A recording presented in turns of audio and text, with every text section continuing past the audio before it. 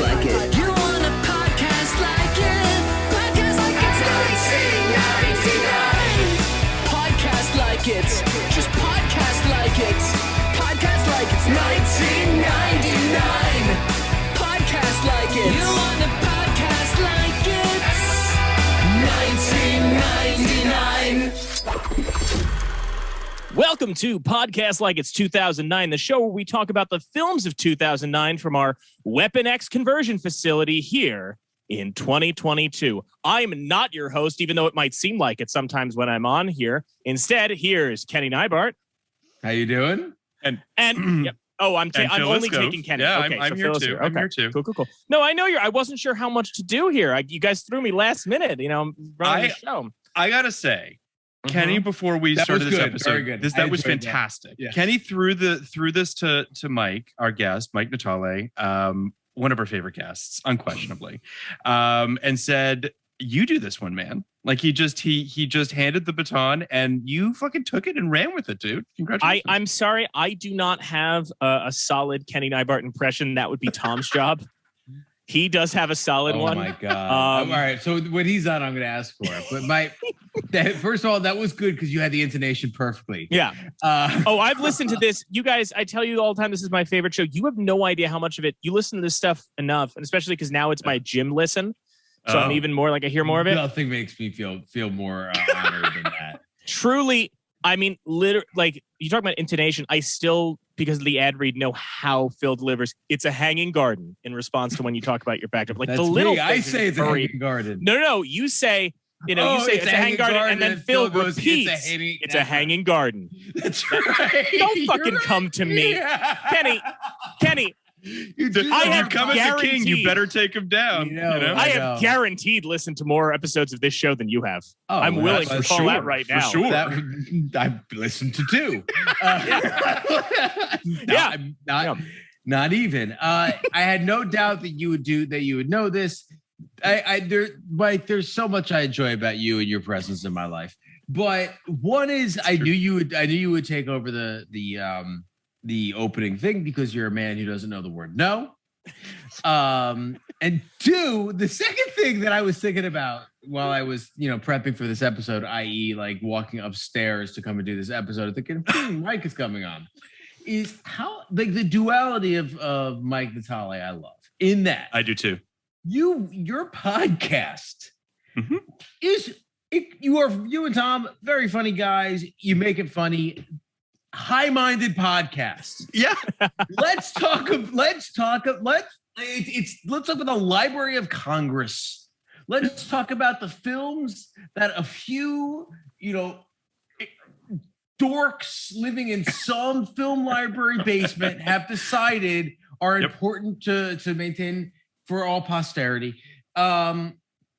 You talk about movies that are really, you can't call them movies because it's an insult. They're films. They're art. Yeah, films. They're films. They're art. And then you come on our podcast and you talk about the just most idiotic things ever put on celluloid. Yeah. Or digital video if they can. Who knows what you're doing willingly, and you also do it with props. And if you're not a Patreon subscriber who sees the video right now, I'm going to describe for you what we're seeing, which is Phil. This is the third time. Every time I'm on your Patreon feed, you go to describe the video, and what do I say every time? Make them pay for it.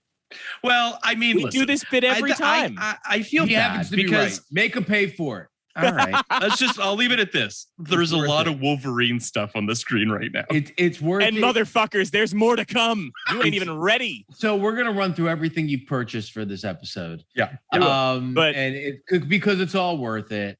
And it should be a tax write-off. And yes, as I asked him, do you write this stuff off? And as he responded, what are taxes? Yeah. But I do want to say one thing, if that's okay. I have two little bits of table, but one I want to address. No, absolutely. First off, I want to talk about the show and this podcast, and you're talking about me on here, and I want to let people know, Kenny acknowledged my co-host, Tom. The last time I was on the Patreon feed was a special thing because Tom was here with me. He was. And that's a real secret equation, and I figured out why it is. So I have been holding on to this analogy for a while till we were on mic. So I want to relay this to you, how I figured out why that works better than anything. Not that I'm not flattered to be here by myself, but there's something missing, and that's because. And Kenny, you might have to translate on this. I know what's coming, and I feel bad for Phil. That's why I said, "Oh no." Well, let me explain. No, it's because you guys, Kenny and Phil, you guys, this is your show. You are the OG pair. You are like, for argument's sake, and stick with me on this analogy. Phil, you are the Macho Man Randy Savage, and Kenny is Hulk Hogan. That's right. I'm watching Kenny's face. He already knows where this is going, which is great. And Tom and I, we're the outsiders coming into this. We're Scott Hall and Kevin Nash, right? And we're coming in, and you guys are holding down the fort. Phil is looking at Kenny being like, listen up, brother, here's what's going to happen, man. Well, they're going to try and derail this show, but you and me, we're going to keep this on track. They're going to try and take it over and make it their own thing, but we're going to keep it on track. And he's like, hey, man, look, let's just get through Nightmare on Elm Street without going off on tangents. Let's keep this down to a tight 90 minutes. This is going to be fine. But just when Tom and I are starting to take the show off the rails, Phil turns to his Hulk Hogan. He turns to Kenny and is like, you got to help me keep this on track. And then what happens? I'm sorry, it's Bash at the Beach 1996. Kenny drops the leg. Now they're talking about cancel culture in the George W. Bush administration. Kenny's the third man. My God, it's the Niebart World Order. The Niebart World Order. I can't believe this guy has listened to 300 episodes of this podcast and still thinks my last name is pronounced Niebart. But no, because yes, I know it is. But if you say knee, you've got it sounded a little more like New World Order. I was trying to do give us our own NWO. Tom and I talked this through. It is by the way, analogy, though. Thank you. Thank you. It's incredible. And to extend the analogy for anybody, Tom and I talked about this. Obviously, Ernie would be the Sting. Up in the rafters, just going, when the fuck did you guys get out of here? And Kyle, our producer, is X-Pac. We've got a whole thing. But yes, so anytime one of us is on now, it's the NWO. Right, so Kyle's X-Pac. Kyle's X-Pac. Yeah. Ernie's Sting. So wait, the three guys in the match were. So in the original Bash at the Beach, I had to stress the analogy because Sting was originally in the match. That's what I was getting at. I gotta get in the middle of this for a second. Before we got on mic, literally, Kenny said, I'm not gonna talk too much about wrestling. We haven't even talked about Wolverine yet. And Phil, I knew I was doing this bit for weeks. I've known I was doing this bit for weeks. I even telegraphed it to Kenny. He messaged me the other day to tell me he listened to our Oscar episode. And I was like, I got something in the chamber, so just get ready. I'm just. Oh my God! All right, so I think Ernie is more Lex Luger. No offense, Ernie. I don't know what that means. I do want to just give a little bit of to our listeners. If you were subscribed to our Patreon, then most likely you know this already. But we did. Sting is probably Brian Cogman personally. But go ahead. You probably know this already, but we did a poll of 2009 superhero movies. Mm-hmm. The four movies were X-Men Origins Wolverine, Push. Yep. What were the other two? Dragon Ball Evolution. Okay, right. And Astro Boy. Right. Okay. Right. Two of those weren't even in the conversation. They polled basically, which was Astro Boy and Dragon Ball Z. Yeah. Big push from myself, Kenny, and Liz Hannah to really get Push. Miss Elizabeth. You guys would have regretted it. Miss Elizabeth. That was the Macho Man Randy Savage's manager, Phil. Sure. So always honors that. That didn't happen. We're better off for it because there would have been a lot of Push by Sapphire jokes, I assume, from Mike Natale. I would not have watched the actual movie Push. It would have just been 5 pages of notes, and it would have just been me going, oh, so Chris Evans looks after a little girl with superpowers. That's interesting. That's a lot like how the guidance counselor, played by Mariah Carey, looks out for Gabourey Sidibe in the motion picture. So we got lucky. I didn't realize how lucky we got. It wasn't even close, if we're being honest. I think it was always going to be X-Men Origins Wolverine, and here we are. And so to your listeners, I say, fuck you guys. Yeah, I really hated them as I was watching this movie. Kenny and I texted a little bit about this, and Kenny sort of was like, he seems a little ambivalent about the movie. I fucking hated this movie. I need to understand why you fucking hated it, because this, and Mike, you hate this too. So here's the thing. It's a miserable watch. I can't say it's the worst X-Men movie. I can't say that with a straight face. What do you think is worse? In my Dark rankings, Phoenix?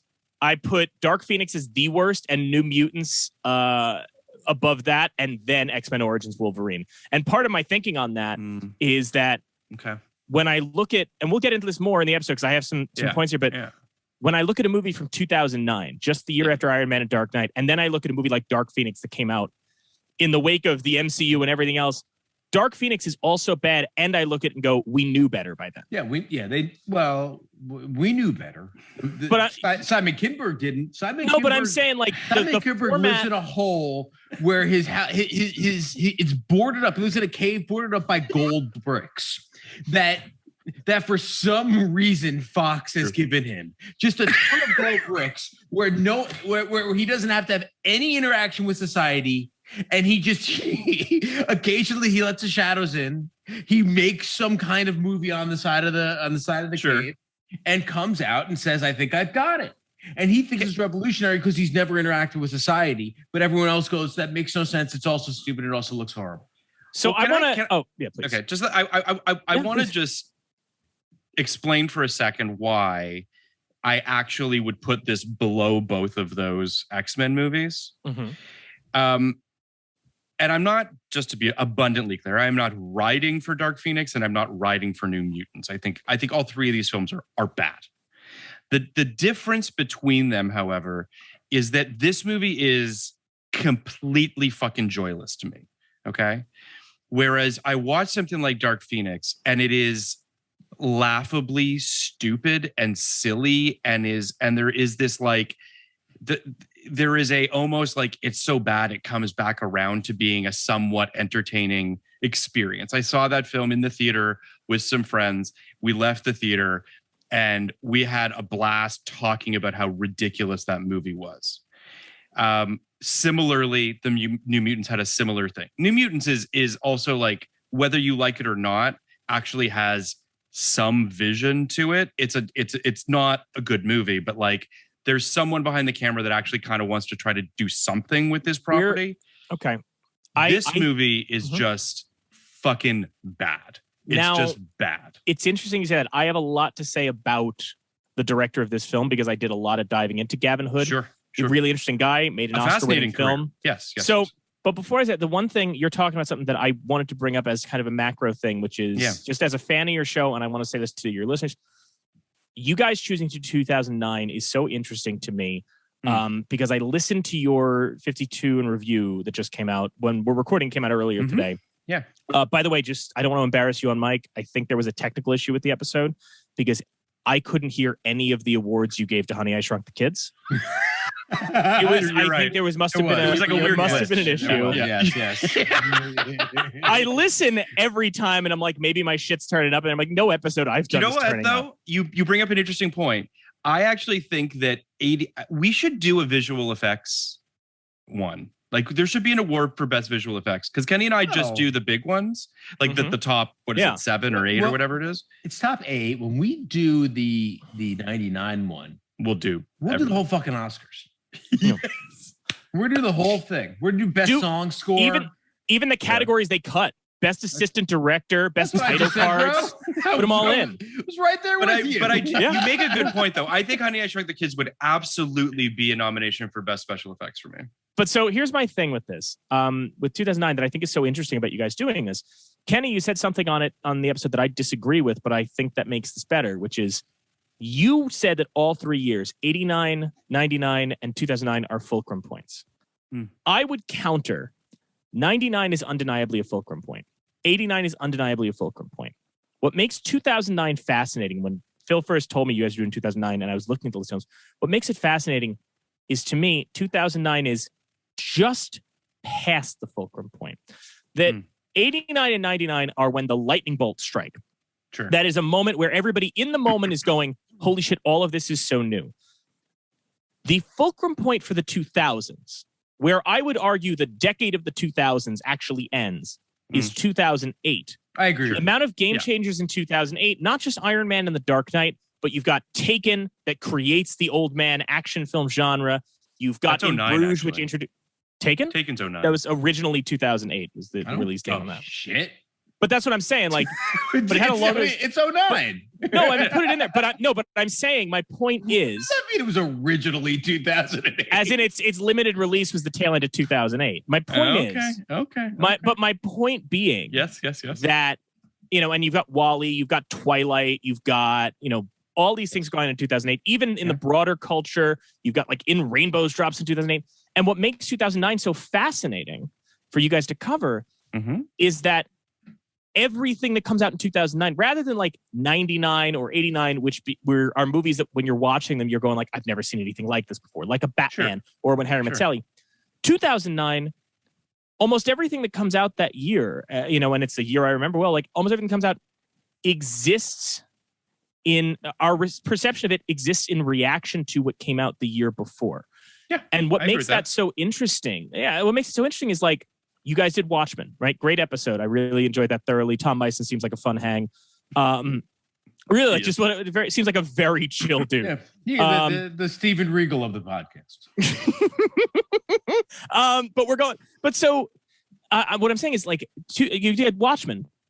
Watchmen is a fascinating example of a thing that you look at it and go like, had this come out in 2007, how different would the reception be? Because by the time 2008 rolls around and you get two comic book movies in Iron Man and The Dark Knight, where Dark Knight is essentially a politically charged movie that's saying we're reflecting on the George W. Bush years and closing the book on them. And Iron Man is the ultimate symbol of like the election of Obama. Sure. Like this movie that is entirely about like, I've inherited this war machine and I'm going to try and use it responsibly. And there was a lot of sense of hope in that. And Watchmen comes out, or even this movie that we're talking about today comes out, and there's no way not to view them in the shadow of what came before. So what I think is so fascinating about this year that you guys are choosing to do, and I love that you're doing it, you could have done 2008. You could have picked the easy crowd pleasers like the Iron Man or the Dark Knight. But instead of picking another year where the asteroid hits, you're getting to do a year where the asteroid has hit, bunch of buildings got shaken up, there's a lot of damage, and everybody is standing out there going, what's changed? Well, it's interesting you bring that up because I do think that like we talked about this a little bit in our first episode, our Star Trek episode with Liz Hannah, but like that movie feels like a reaction to, right? Like that movie, which originally was supposed to come out in 2008 as well. Yeah. But there is something, you're not wrong that 2009 feels more like the ripples that we're feeling from the previous year. And I would argue that 2009 is when we see real flags being planted, and when you start to see real reactions to 2008. This movie is an example of that. Watchmen to some degree is an example of that. Obviously, there's other franchises that we're going to talk about on this series, but like, this to me just feels like an example, and by this I mean X-Men Origins Wolverine, feels like an example of a film that was not fully baked. It was just sort of, the development of this film, really kind of leeches off of the third X-Men, which is, not one of the better ones. There was an element of sort of finality to the third one. You speak of Iron Man, I read online that Hugh Jackman was offered Tony Stark. He turned it down to do this film. By doing this film, it's clear that Hugh Jackman, and obviously 20th Century Fox, but that he's really decided, I'm going all in on this character. And that this is going to be, we're going to keep doing this as long as I can. Kenny and I texted a little bit about this, or talked a little bit about the idea of Hugh Jackman as Tony Stark. And I think we're all better off for Robert Downey Jr. having got the role. I just don't think it would have been the same, but it would have been terrible. Yeah, it would have been terrible for everybody. Yeah. It would have been. It just would have been terrible for the world. It would have been terrible for Hugh Jackman. It would have been terrible for movies. I think that, I'm not going to take offense to what you said, Mike. I don't think you should. I'm saying I'm saying I think it makes it more interesting. But I don't think what you said is the objective truth. Okay. I think that this was not. I don't think there was a meteor the same way 89 and 99 had their meteoric years. Sure. Mm-hmm. I think this was more of a meteor shower. Okay. In that it's undeniable that The Dark Knight and Iron Man are the two massive extinction events that changed movies from that point forward. I have no qualms with that characterization, but every other aspect of film, I think the year 2009 is more interesting. I think when you look at the three top Oscar I'm looking contenders at it right now. Yeah. The three top Oscar contenders: Hurt Locker, Avatar, and Inglourious Bastards. Mm-hmm. I think in one you have the smallest movie to ever win Best Picture and set the scale for 15 years of movie of a situation where a Moonlight and a Parasite and a Nomadland and a Slumdog can all win. Very unusual films, and I think Hurt Locker is a big reason for that. With Avatar, obviously everything that's happened in visual effects, that was a rocket boost forward that gave us everything we had. If you look at Avatar compared to what happened the year before, it's different decades. And Inglourious Bastards, I mean, for me at least, as Quentin Tarantino goes, so does American indie adjacent cinema. And several times, because we're now stuck, as we've said so many times, in this period of 1999 where you have all these movies that are ripoffs of Quentin Tarantino and the Coen brothers, and it's Reservoir Dogs and Pulp Fiction that people are ripping off. I think people then went and ripped off Inglourious Bastards for years and years and years after that too, in terms of the way people are playing with history, the way people are playing with their relationship with protagonists, the way people are playing with fractured narratives in a larger scale. And I think we owe a lot to that. So I think in that respect, and then you have other movies that I think, that we've done and we are going to do, including Taken in a 2009 release, which had a lot to do in the United States. Yeah. So it's not so much that I disagree with you, because my first reaction was, yes, I agree, which I do, that, no question, Those two movies changed the whole fucking game. And this movie in particular, Wolverine, is one of those interesting things, because to me, this is a movie, like, if you remember in of course you guys do, in 2009, one of the biggest things Avatar did was fuck with every studio's minds about how 3D. Important 3D is. Yeah. This idea of the reason Avatar is successful is because you can reach out and touch the screen, right? And I remember Clash of the Titans coming out pretty soon after, and they did that horrible, retrofitting 3D thing on it. Same with Alice in Wonderland. Same with that. Yeah. Same with movies for the next 2 years, right? They did all of these things in post that was just gross, and no one liked it, and no one understood why Avatar was a success. That's what this movie feels like to me.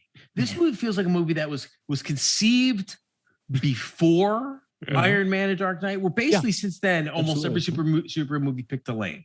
You're gonna go and released after. And it was trying to, I guess, be one of those films or something else, and it failed. Watchmen, of course, I will forever, believe that Watchmen found a third lane, and I think that's been borne out by history and borne out by, Zack Snyder's incredible Oscar wins, the 2 Oscars he now has. He really nailed it. Him and his bots did great. Well, look, I think they're not his bots. I think he did create a third lane, and I could talk about that forever and ever. And it's a profitable lane in its own way. It's just not kind of as artistically compelling. It's also an R-rated comic book lane too. Like, I think that's a big part of it. I mean, I think the Deadpool, obviously, which again, I hadn't seen this stupid movie, and I never plan on watching these movies, and I don't find Logan as the character Logan nearly as compelling as I think everyone else does. I knew that Ryan Reynolds was in this movie as Deadpool. I had no idea he was the big bad of this film. Yeah. So a lot of choices got made. I do want to say, Kenny, to your point, I would just say when you talk about the big ones at the Oscars, I think that's interesting too, because I mean, and this is a big time for me. I mean, I go into film school in 2008. So like I'm watching all these things and it obviously feels big, and also just imagine like truly you graduate high school having lived entirely through the Bush years, and then Obama gets elected. You all wanted to start singing "Brand New Day" from The Wiz. Like it was an amazing moment. Like there was hope for a second, and that's an interesting thing because the Oscars in 2008. If I pit the Best Picture nominees in 2008 against the Best Picture nominees in 2009, 2009 wins by a country mile. I fully 100% agree. 2008 more of them, but yes. Yeah, but that's the thing. 2008's Oscar nominees. Interesting. Yes. But my point is 2008's Oscar nominees are terrible. They are largely terrible. Except for one which I ride for and love. You know what? You don't even need to say it. I think we all know where that is. Wait, what were Frost Nixon. No. So the nominees are Slumdog Millionaire wins. I'm fucking with you, Phil. Nobody writes for Frost Slumdog was Nixon. Before. Oh, my bad. Slumdog. So 2008 is Slumdog, Curious Case of Benjamin Button, Milk, Frost Nixon, and The Reader. But the reason I bring that up is that you didn't see The Reader. I did see The Reader, Kenny. Oh, wow. We did that on the old version of our podcast. Yeah. That movie is insane. I have Phil. I actually told you about this once, and you seemed horrified. So you ride for Benjamin Buttons. I understand that. I do. But my point is, if you look at those five, you're right. They're terrible, and 2009 is better. But the reason the 2008 is fascinating is that for the entirety of the 2000s, the Oscars largely suck. There is not one year in the 2000s where all five nominees you go bangers left and right, with the exception of like 2007. What, the winners you're talking about? No, I'm trying to think of the nominees. Like 2000s in the 2000s, like almost uniformly suck, and the nominees almost uniformly suck. That's the thing. Like, and you get some good ones in there, but the thing that's interesting is for the 2000s, there's at least one or two, with the exception of like the There Will Be Blood, No Country, Juno, Michael Clayton Atonement year. That's an all five bangers year. But every other year, there's at least one thing where we go, what the fuck is this? And even the winners don't end up too high in the rankings. But 2008 was the year that we finally, as a culture, just went, no more of this. And the outcry was so bad that like Harvey Weinstein kept ramming his movies in, and that all of these movies were pretty samey, and that the Oscars were ignoring films, not just like The Dark Knight, but there was a big outcry over WALL-E. And there was... Yeah. And amongst the film school clique, a huge outcry over Synecdoche, New York getting completely ignored. I don't think there was, but okay. No, I'm saying amongst like literally the New York art house snobs. Yeah, the people you know. I get it. No, but I'm not saying that to say like that was the same level of outcry. Yes. But what I'm saying is it was for the first time, it felt like we were, instead of like in 2005 or whatever, where we were going, that was good, but that would never get nominated.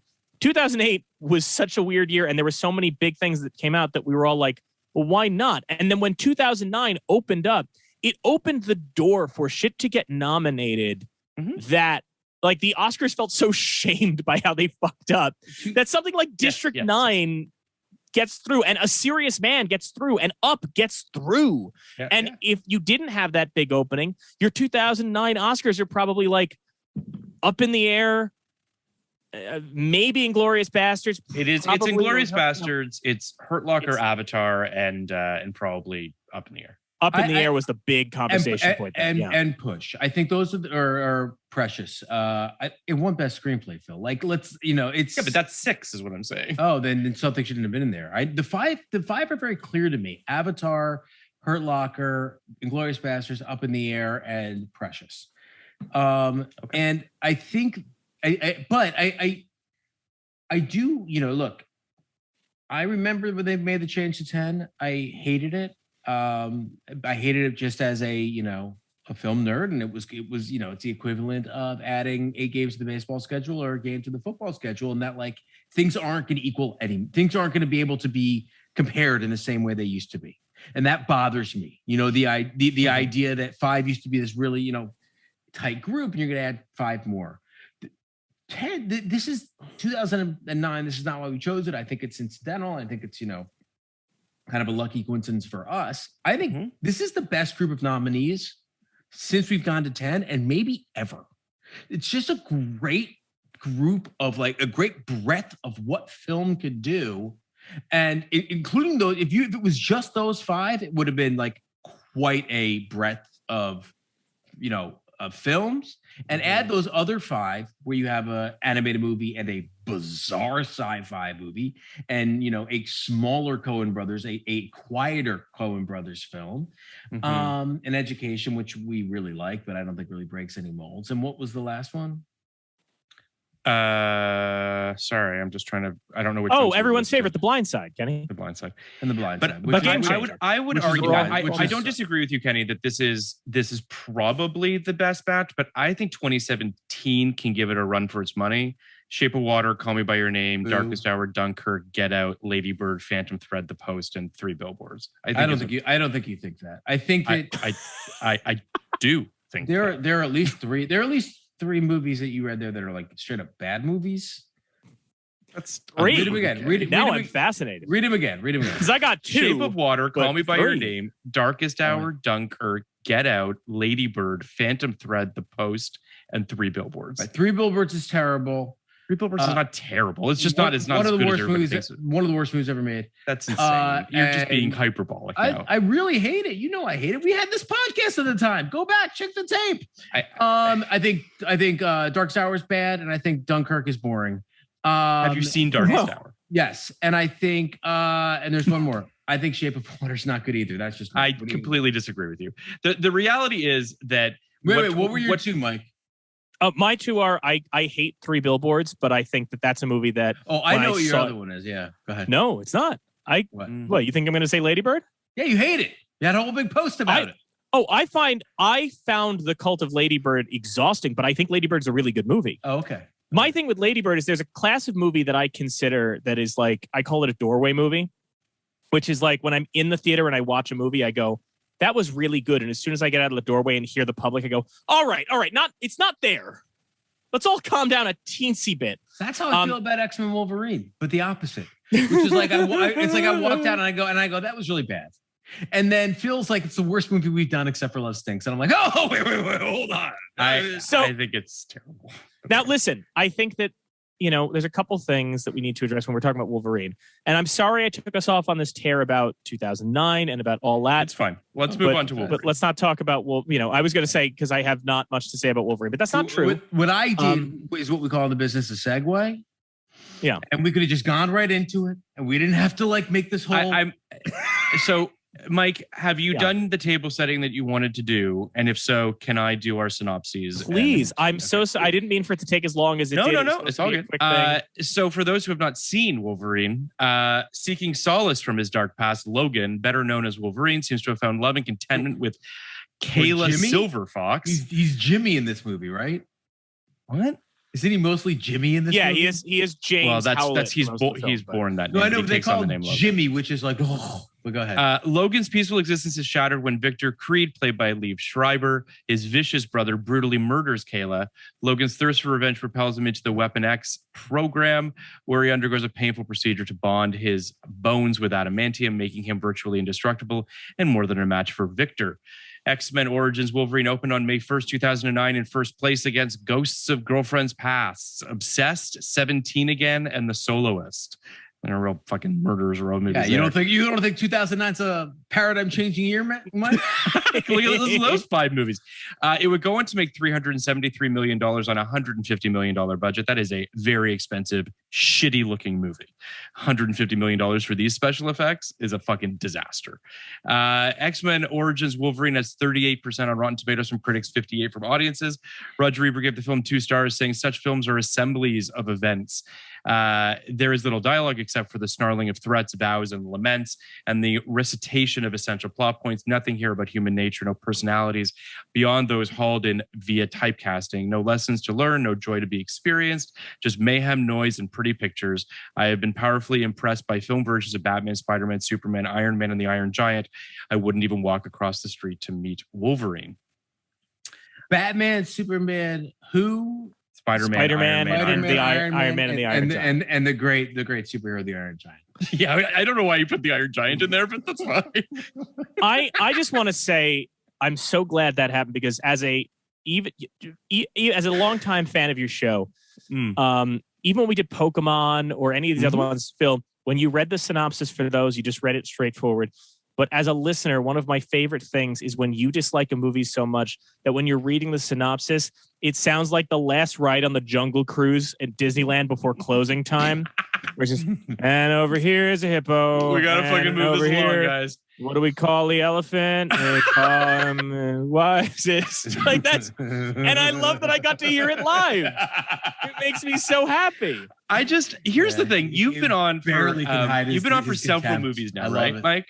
I'm trying to remember what movies have you been on for? So I've done Pokemon. Mm-hmm. I've done Honey, I Shrunk the Kids. We did Nightmare a Futurama, Nightmare on Elm Street, and then we did the Futurama episode, which we recorded before Elm Street, but came out after. Correct. And now this. So you've been on for just bangers. Yeah.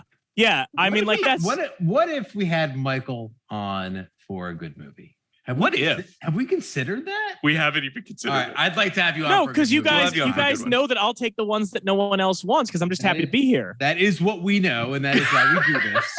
It's also, can I just say too, Mike, it is that to some degree, but it's also like you fucking dig in is the thing too. You eat this up. Like you dig in. Phil, Kenny, did you say eat it up? I did. Because I have the Papa John's. A giant fucking pizza behind you. Did I order?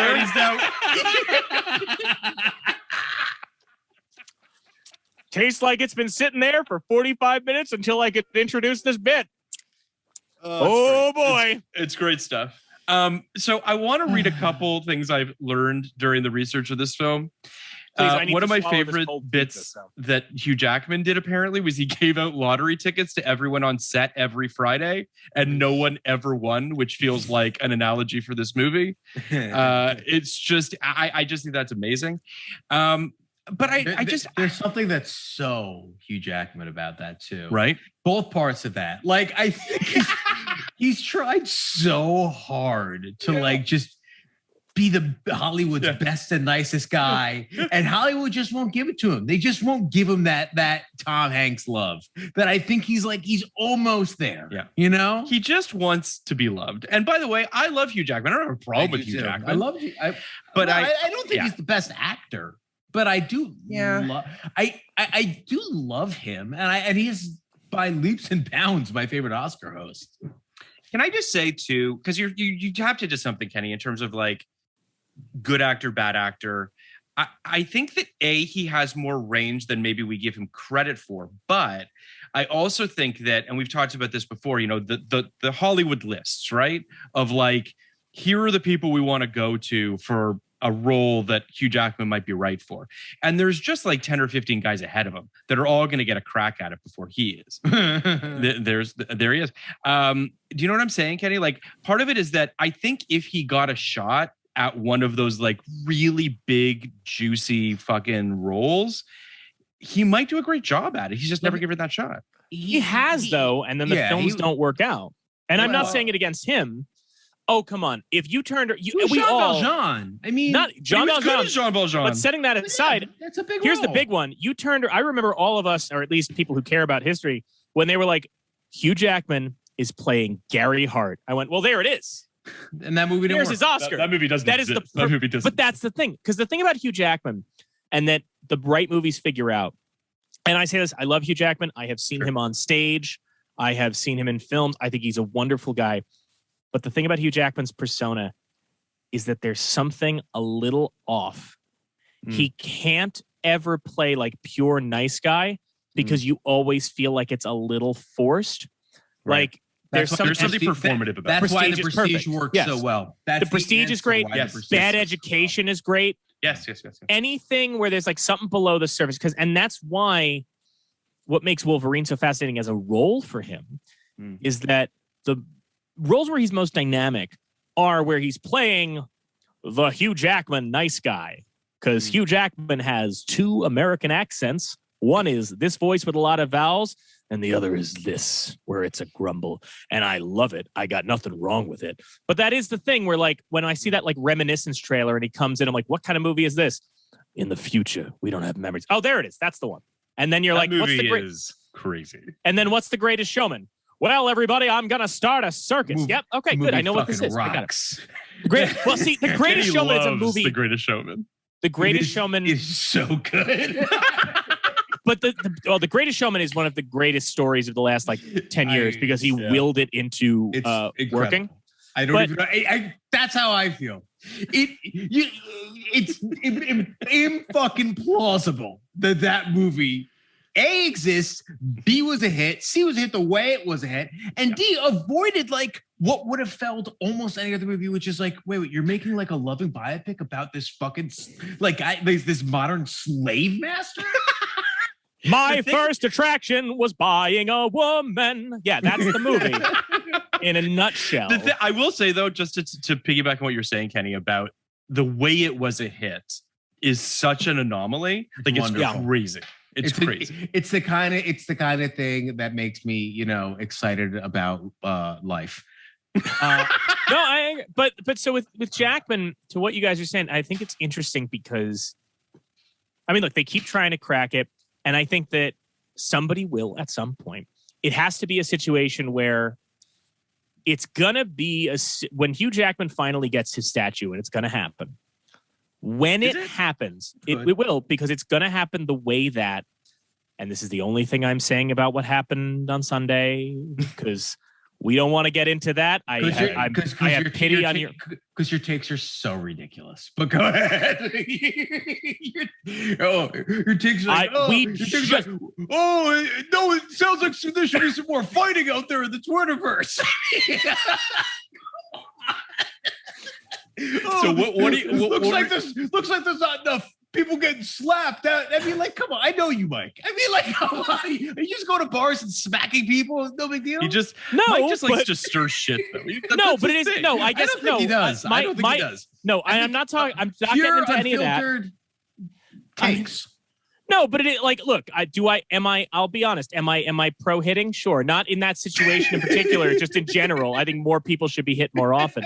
But, what I'm saying was the only thing I'm going to say is when Hugh gets his statue, it will be in a situation akin to how Will Smith got his. Yeah, and I'm in a situation where it's not going to be a case of certain people get their Oscar, like a J.K. Simmons, and you go, well, obviously this was the role. This was the career best role. When Hugh Jackman gets his, it'll be like how Will Smith got his or Al Pacino got his, which is, one, it's a role that is strong enough and compelling enough that people are willing to go, this could be the thing that gets him his Oscar. And also, the playing field is cleared just enough. Well, that's not a lot, but cleared just enough where, yes, this year you could have given it to Andrew Garfield. You could have given it to Benedict Cumberbatch. But there were people going, they'll get their chance. And also Will's here. And also maybe this movie doesn't work without the Will Smith aspect. And so it just came together in a way to be like, if we don't do it now, when? And I think when can I just say though, yeah. I don't mean to do too much of the deep dive. I think we should. I think we should accept what we're doing tonight. We are going. I'll just say this. I think that the thing about King Richard and why it ultimately got him the Oscar, I think, is that he's been sort of picking these very Oscar baity movies over the years. Yeah. Your Pursuit of Happinesses and your Concussion. 7 Pounds, Concussion, all these movies which are not very good, or are just way too tearjerkery, way too maudlin, just trying too hard, right? And he finally made a solid good movie, right? He made a movie that checks all the boxes. I think King Richard's a good movie for what it is. I don't love it. I'm not sure I'll ever watch it again, but I enjoyed it for what it was. It's The Blind Side again. 100%. You think the 2009 is not influential? It's that's the same model. It's true. I think Hugh Jackman, and it's the same kind of Oscar.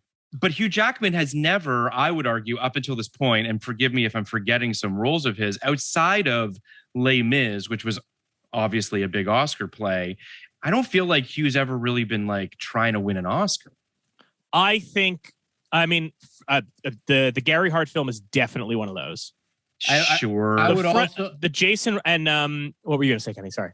No, I'd also say people think about Bad Education as an HBO movie. Absolutely. Yeah. It was a festival movie that happened to be bought by HBO. That's fair. That was absolutely an Oscar. Those were the conversations. Fair the enough. Front Runner and Bad Education were definitely conversations about, is this what gets him lead? And then I also remember it was very early on before we saw the movie, but I distinctly remember when we were first seeing stuff about Eddie the Eagle, people getting the feeling of, if this thing plays, is this how they slip him into supporting? There is a part of me that thinks that. So, Les Mis is what year? That's 2012.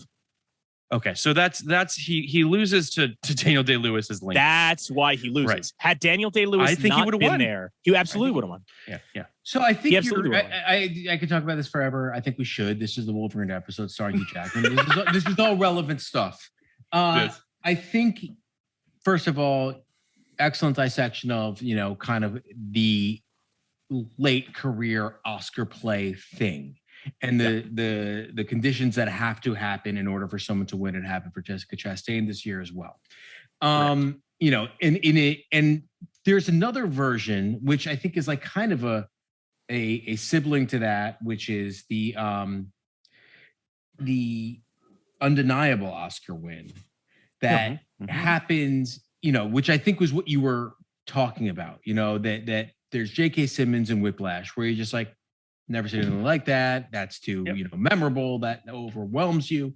Sometimes that happens with someone on their second role, an older person, which I would consider Will Smith now. He's an older person. And I think like Judy was like that a little bit.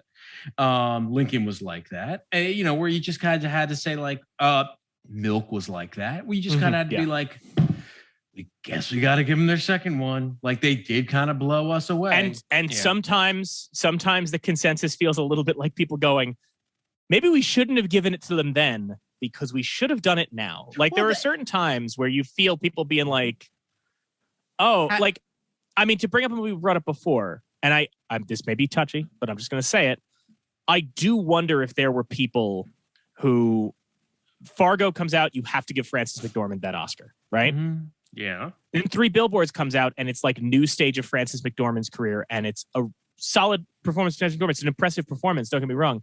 But there is that thing of like, when you watch Nomadland, you do go like, oh, this is the absolute perfect usage of modern day McDormand. Sure. And I do think if you told Oscar voters in she's 2017, gonna do this in a couple years. Yeah. Exactly. Yeah. If you said, hey, wait, just wait, because this is a bigger thing. Wait till you see what she can do with a lot more internality. I do think 2017 might go a different way. That's all I'm saying. Nobody wanted to give Frances McDormand the Nomadland Oscar. Nobody. You had to. You can't. That movie doesn't work without her. I said this the entire season when it looked like she wasn't going to win. I'm saying you can't vote for that for Best Picture and not vote for her for Best Actress. How it doesn't make sense. Yeah. So yeah, right. I'm just curious. I'm looking at who she was up against. And that happened. And then there's the weirdest win of all time. By far, the number one weirdest win that has ever happened is Meryl Streep's third Oscar. I'll never understand. Yeah, her beating Viola Davis. Yeah. Never in a million years will I understand. Let's give her a third Oscar for her worst Oscar-nominated movie. Terrible. I do want to so Frances McDormand for Three Billboards was up against Sally Hawkins for Shape of Water, Margot Robbie for I, Tonya, Meryl Streep for The Post, and Saoirse Ronan for Lady Bird. Saoirse Ronan clearly should have won that. No. I wouldn't say clearly.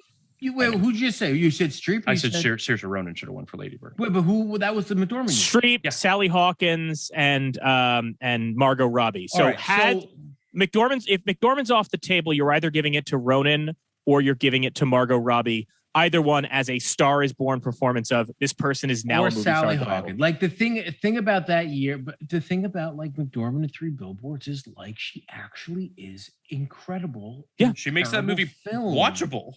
She's not like anybody else, and I don't really begrudge that one. The one that I do begrudge a little bit is The Blind Side, because The Blind Side, the Sandra Bullock Blind Side win, is almost an insult to her, in that it says we love you and we think this is the best you can do. Therefore, we will award this, like Aaron Brockovich a little bit.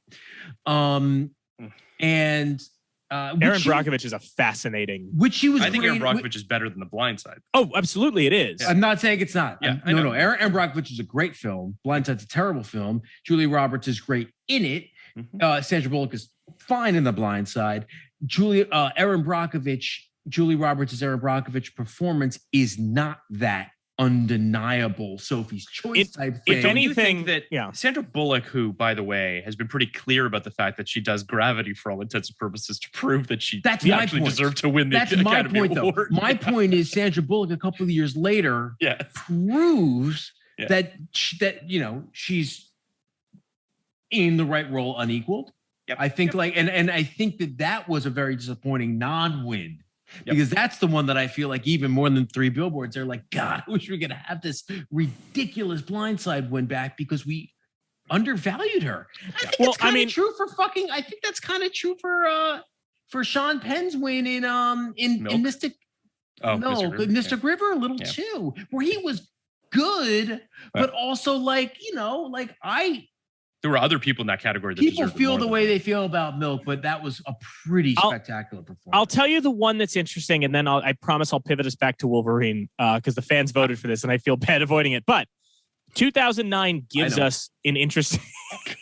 2009 gives us an interesting situation because the one that Tom and I talk about all the time is how if they had just flipped 2 wins, they'd be right.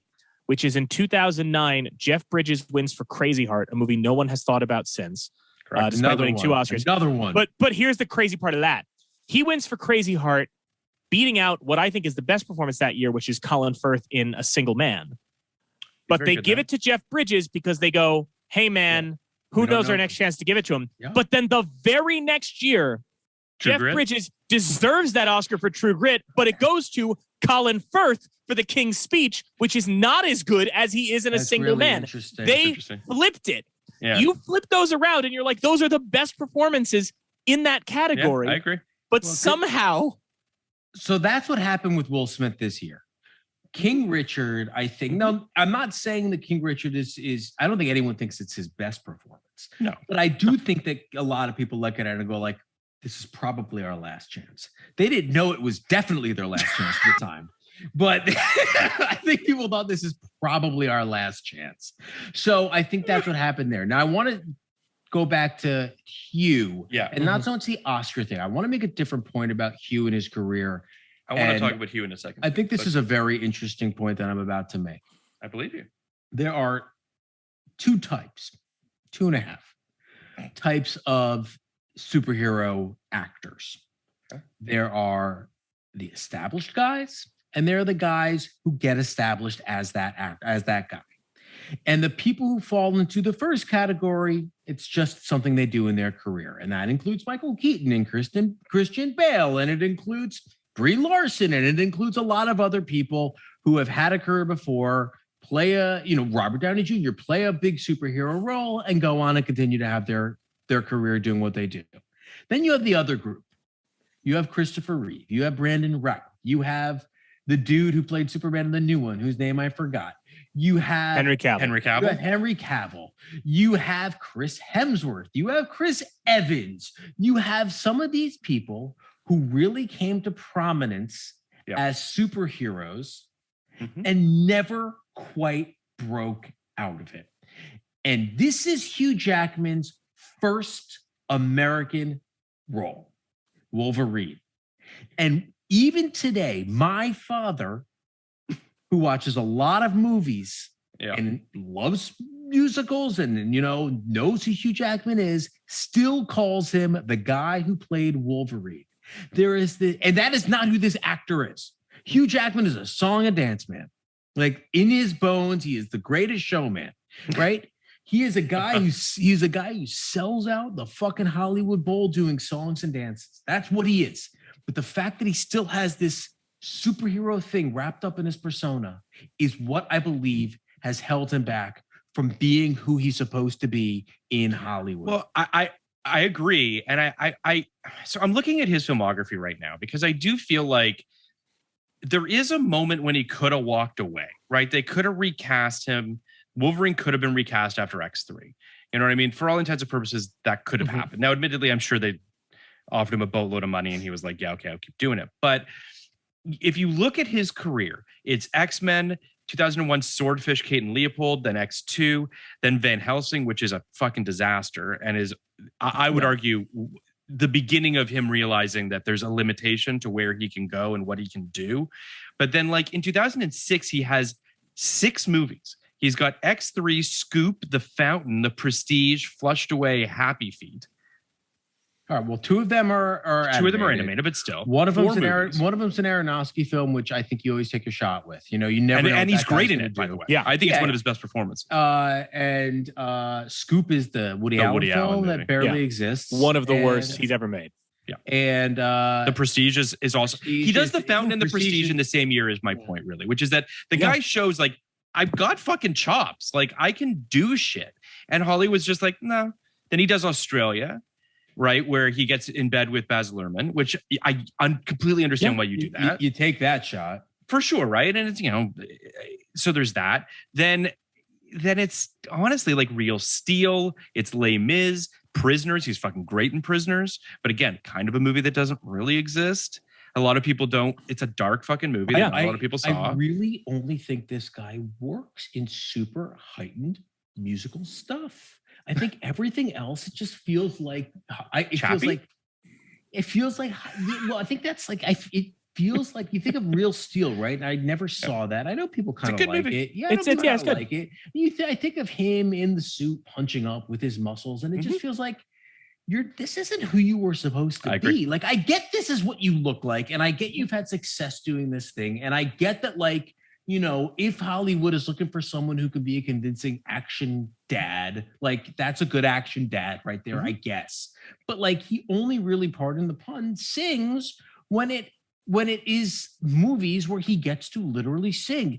And I think that people make fun of The Greatest Showman, and I understand why, but that is Hugh Jackman, you know, kind of put into film form. And the fact that, like, he was able to make that kind of movie work, an original musical in, what was it, 2017, 18? It's unbelievable. He even makes, like, those guys generally are not the best songwriters. They're like whatever they're smoking that week. Those songs are so good. I do want to say one quick thing, though, because 2017 to me feels like the moment when Hugh is trying to change the narrative a little bit. He does Logan, which he deserves credit for wrapping up Logan. Everyone deserves credit for that one. Right? Yeah. Like, Logan's one of those things where it's like the guy was like, and a perfect example is like, look at what Daniel Craig forced us to sit through with No Time to Die. And you're just like, that movie. I'm just saying, Hugh Jackman at least understood how he wanted to go out with this character, what he felt was right, and he was right. And the same year he's got Greatest Showman. Then the next year he's got Frontrunner. And it's like he's trying to fucking steer the ship to shore, and people are kind of having it with Greatest Showman, but they're not having it with Frontrunner. And then it's just, you know. I think the other thing with Jackman that we need to address, and that'll get us back on this track too, but Hugh Jackman, the other difference when it comes to guys who play these superhero roles, or anybody who plays these superhero roles, is there are certain people who take them because they see it as a role, right? Correct. And they take them because it's one thing they can play. And I mean no disrespect to the people who do that. I think you can absolutely do that. I think that, for example, Christian Bale does an incredible job in those Batman movies, but he's not sitting at home reading the Batman comics and talking about how much that character means to him, right? Hugh Jackman cares about this character. And the only reason this movie happens, to be clear, I was watching one of the special features on the Blu-ray, because for you motherfuckers, I watched the thing twice. I watched it once fans, and then with commentary. Not me and Phil, you fans. I mean, you guys created the poll. You're the motherfuckers that he's talking about. Yeah, well, I'm just saying, you guys created the poll. You could have been like talking about you, Sullivan. You're the motherfuckers. You could have been like, guys could have been like, hey, do you guys want Mike to watch An Education? Do you want him to have a pleasant afternoon? But no, you guys created this. But so what I'm saying, I watched the special features, and Lauren Schuler Donner talks about, she says the original pitch was they went to Fox and said, let's do the Silver Fox, like Japanese samurai saga of Wolverine. Which turns into the Wolverine years that's down the road. The thing. Yeah. They pitched that. That's what they pitched. And Fox says, let's lay the groundwork first. So they're basically told, we have to do a movie before you can do that. Yeah. So that's why this happens, because you can tell Jackman really wants to get to that, because that is truthfully one of the best Wolverine storylines. It's a good movie. It is, but that comic is great. The problem with Origins, truly, there's a lot of problems, but I think there's two-prong approach. One, the actual comic Wolverine Origins. First off, for comic fans out there, like, there were plenty of characters that have like unexplained backstories, and whenever they explain them, it's never good. Never good.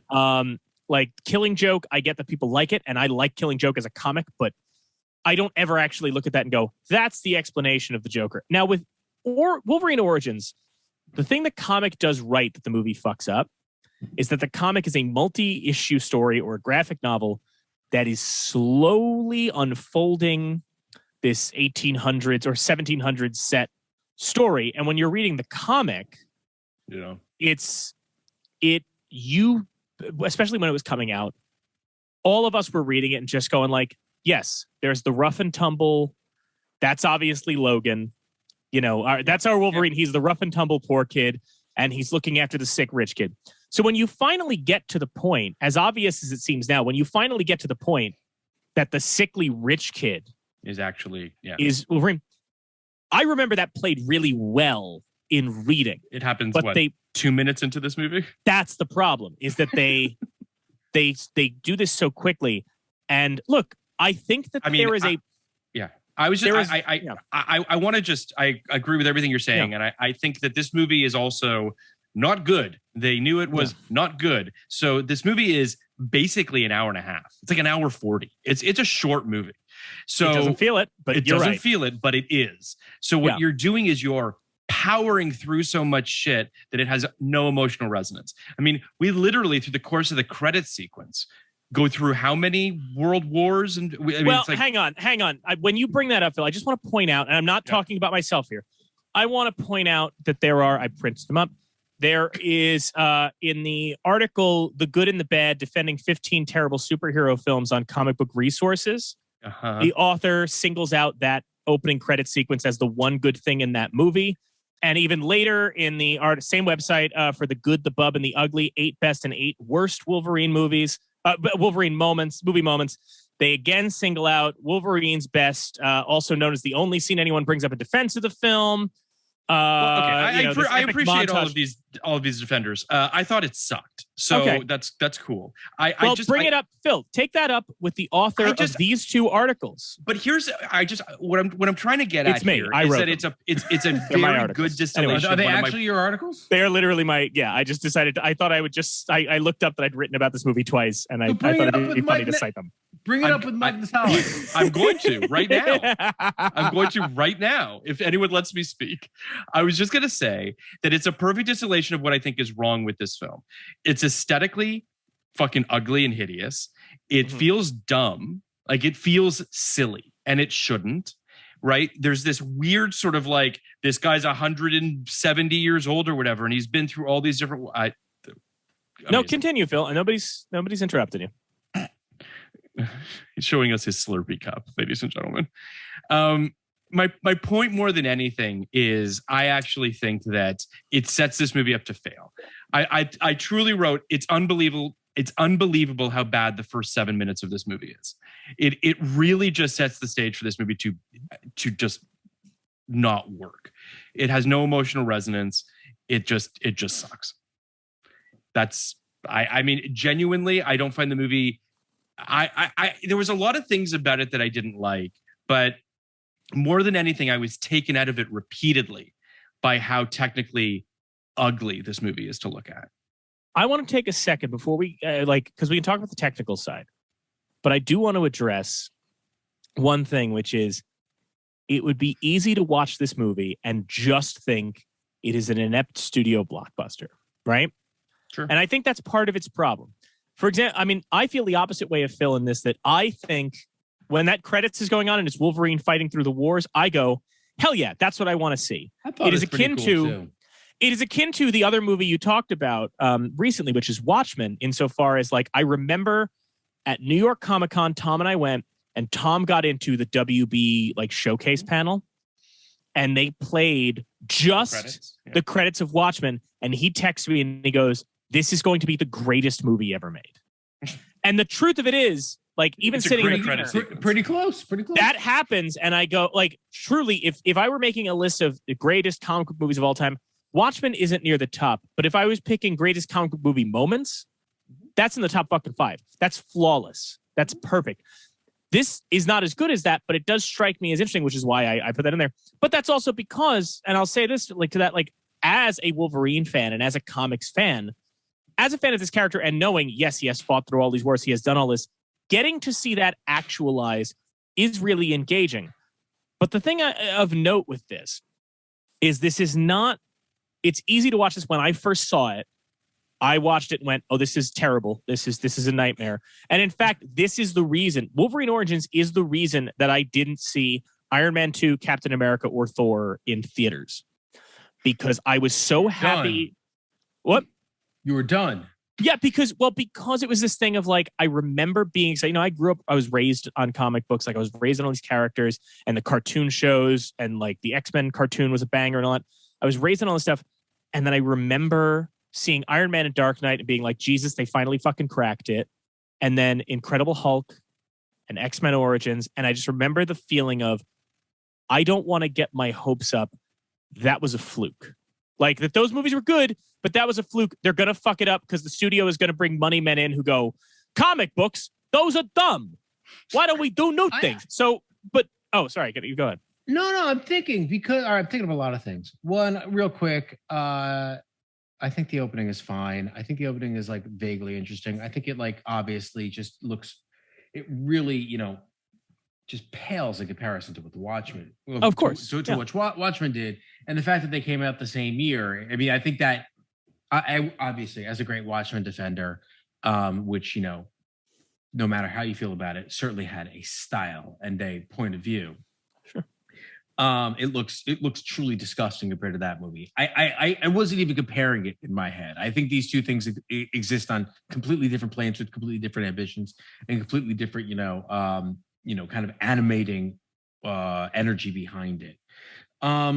What was the other you were saying, Mike? Because I wanted to hit on that. Well, I'm talking about, and I'll just say this: like, we got to remember, it's easy to write. Oh, you said, but that I didn't go see other movies after this. The other thing I just wanted to ask real fast is, as a comic book fan, Phil, you too are a comic book fan, but also a fan of comic book movies. Mm-hmm.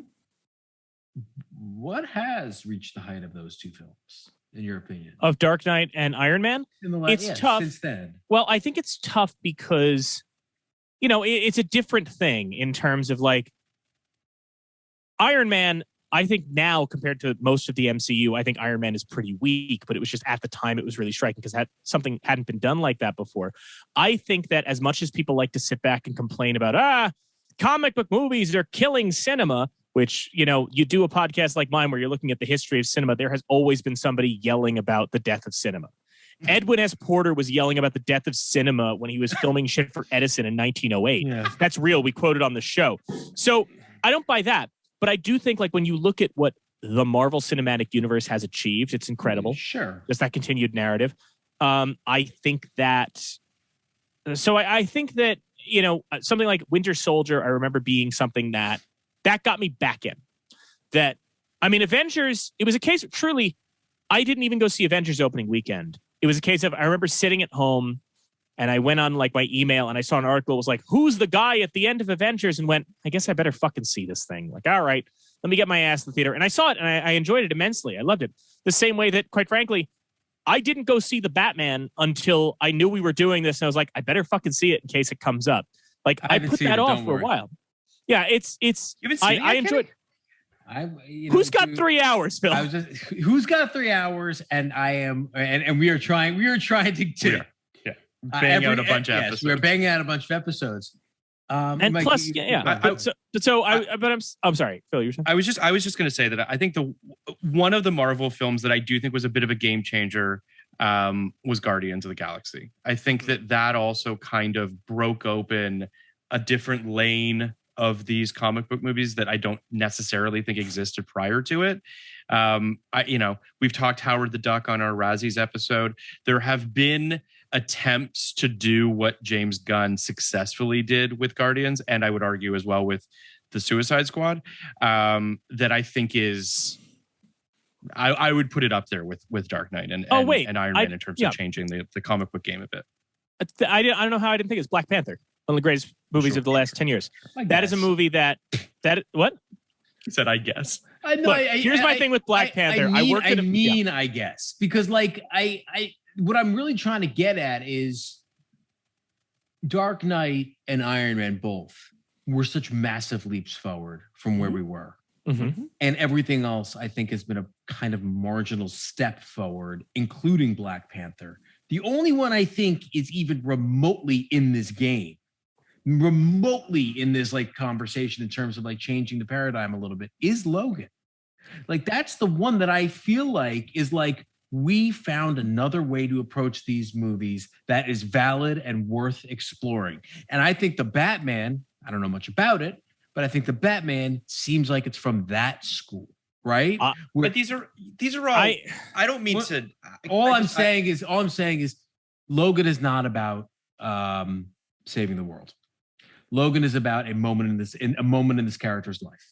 So then, in that case, we also need to address one that I know you guys don't like, and I didn't like it all at first, and now I've come to defend a bit, which is then you have to address Joker. Like, you have to address that one that won the Venice Film Festival. I like Joker. You guys didn't like it on your episode. Didn't the episode we did was about the trailer. It was about the okay. And I look, I don't love the Joker, but I think the Joker's valuable. And I think that's a big difference that I have with everybody else, which is I think people look at the Joker and say this is trash and should be burned in a fire. And Americans look at it that way. Yes. And I look at it. Yeah, you're totally right about that, by the way. I look at it and say, this is a interesting text about our moment. And you have to look at what is happening here and dissect and understand why this is a hit, why this plays right now, why this is the kind that the old stodgy Academy gave 18 fucking nominations to, or whatever it was. There is a lot going on in that movie beyond this is like an ugly character that we wish didn't exist. Two things. On the Joker front, I hear where you're coming from, Kenny. I don't disagree that it's an interesting sociological study as to why the film was successful. It still doesn't make the movie good, but we can have that discussion as to why the film struck a chord. I don't particularly think that it's a worthwhile movie, and I don't think that it has anything particularly worthwhile to say, artistically, creatively, or otherwise. I do. But that's fine. Yeah. I'm just saying that I understand why it needs to be a part of this conversation in terms of a comic book movie that changed the narrative. I think that's sure. I don't disagree with that. But I do think that it's a little very few movies. Sorry, Phil. Very few movies. I can't think of anything off the top of my head that has really played in its wake. Like has done the thing. Unless you're saying the Batman does. Well, I mean, but my initial point, and I think it's, personally speaking, I think dismissing something like Guardians of the Galaxy, for instance. I'm not dismissing it. No, okay. My point is that the movies we're all talking about, Joker, Logan, Dark Knight, these are all movies that are very terrestrial. These are very grounded movies. These are movies that are essentially trying not to be comic book movies. These are movies that are doing everything they can to kind of shirk any of those various things that come with it. Personally speaking, I think that Guardians is wrapping its arms around those ideas and is saying, hey, I'm going to try to do something new within what you think are the parameters of a comic book movie. And I think that's a worthwhile endeavor. So I agree with you, Phil. And I'll say this. I think that you're right. I think the difference is I don't think Logan or Joker or any of them are trying not to be a comic book movie any more than Guardians is. I think the difference is what made comic books so fun, especially in the 70s and 80s, is that a bunch of writers came in and recognized there are 1,000,001 things that we can do in this medium. Now, to get a comic book movie made in the 90s or especially the 2000s, you look at those X-Men movies, You look at even Spider-Man, and there were a lot of people in studios going, it has to fit this box, this box, this box, strip this away, strip this away. This movie that we're talking about today, ostensibly, this movie had to check off a lot of boxes and follow a lot of studio notes. And the reason that it looks bad in the wake of The Dark Knight and Iron Man is that both of those movies were movies that, like the comic book writers we love, like Alan Moore, like Neil Gaiman, like Jim Starlin, they came in and went, there are more possibilities in this medium. And Guardians of the Galaxy absolutely stepped into the Marvel universe at the time it needed it, when it was starting to get stale. And James Gunn said, there are more possibilities in this medium. And for better or for worse, Joker did that and Logan did that. These are movies that stepped in and said, there is more to this than that. Now, I think that the thing that's interesting about this movie, in the wake of what we're talking about, is that a lot of these comic movies, Dark Knight is an attempted social commentary through comic books. Joker is an attempted social commentary through comic books. I don't think it's particularly profound social commentary, but the Joker, when talking to a European, is how a lot of European movies look to us. If you talk to, I have a friend of mine, a dear friend of mine who is Mexican. And when I talked to her about Roma, she didn't care for it. And she was like, I hate that every Mexican, and this is her opinion. She goes, I hate that every Mexican movie that gets recognized in America has to be about a poor person living in a gang-ridden town. And I heard somebody else make the point, why is it that American critics only favor Japanese movies that are about emotional repression? We have very particular boxes we put other cultures in. Joker kind of puts us in that. Now, that brings me back to what we're talking about here, truly, because I want to bring up, where did I put it? Right here. I watched this for this podcast. I had not seen it before. This is Tsotsi. This is the 2005 Gavin Hood film that won the Academy Award. 2005, Tsotsi is the... Bit of a sensation. It is the last African film to win an Oscar for international film. This was 2005. That is an entire continent. It has been since 2005 since we have recognized a film from that continent. Says something about the critical apparatus. We're not going to get into it now, but the point is, and what's it about? Crime, it is right? Yes, it is about. It's absolutely about crime. I fully agree. But the thing about this is, Gavin Hood is super interesting to me. I became very interested in him watching this because if you look at Gavin Hood's career, Wolverine, X-Men Origins points out where things go wrong, and I don't mean in a technical sense.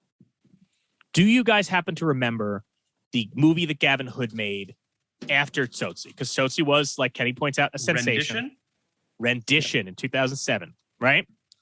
And Rendition is one of the many films, unless I'm mistaken, Rendition is one of the many films in the 2000s that was a lot of filmmakers going, something's going on now, we got to figure it out, right? Well, Rendition should be on This Had Oscar Buzz. Yeah, but I'm saying... I'm sure it was, by the way. I'm sure they've done it because, yes, there was a moment right around then when people were like, something is happening and we have to, and we should talk about it. But the interesting thing, and I think maybe I'd say this, is it was so fucking cloaked. No one really knew what was going on. So that's the thing and we talked about this on Nightmare on Elm Street, The Dream Child, because of course we did, Kenny. You and I got into a whole discussion about the George W. Bush administration on Nightmare on Elm Street, The Dream Child, as you do. Then we get into it, but it is that thing of like nobody for an entire decade, like all of the. I think another reason The Dark Knight sticks out and why The Dark Knight got put in the National Film Registry is that so many movies in the 2000s were like, obviously we have to talk about the war in Iraq and weapons of mass destruction and all of that, and yet couldn't fucking figure it out. Nobody's watching Syriana now or any of those movies, but The Dark Knight managed to talk about misunderstanding how to handle misunderstanding how to handle terrorism and illegal surveillance, and it tackled all those issues in a subtle way.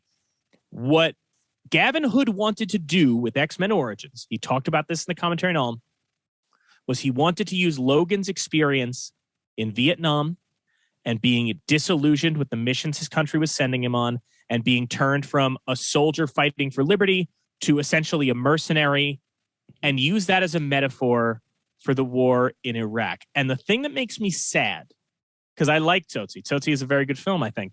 The thing that makes me sad is that Gavin Hood is one of these guys. The George W. Bush administration and the war in Iraq broke him and he never came back because Rendition is trying to tackle it.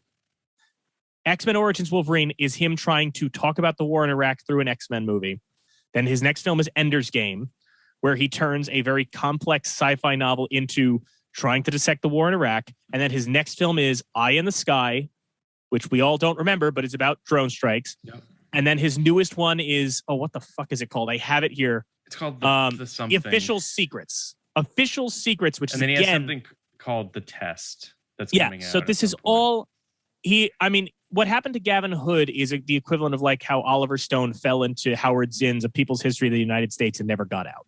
Can I also just say, though, you bring up Ender's Game. I think it's worth noting that movie was produced by Bob Orsi, also a known,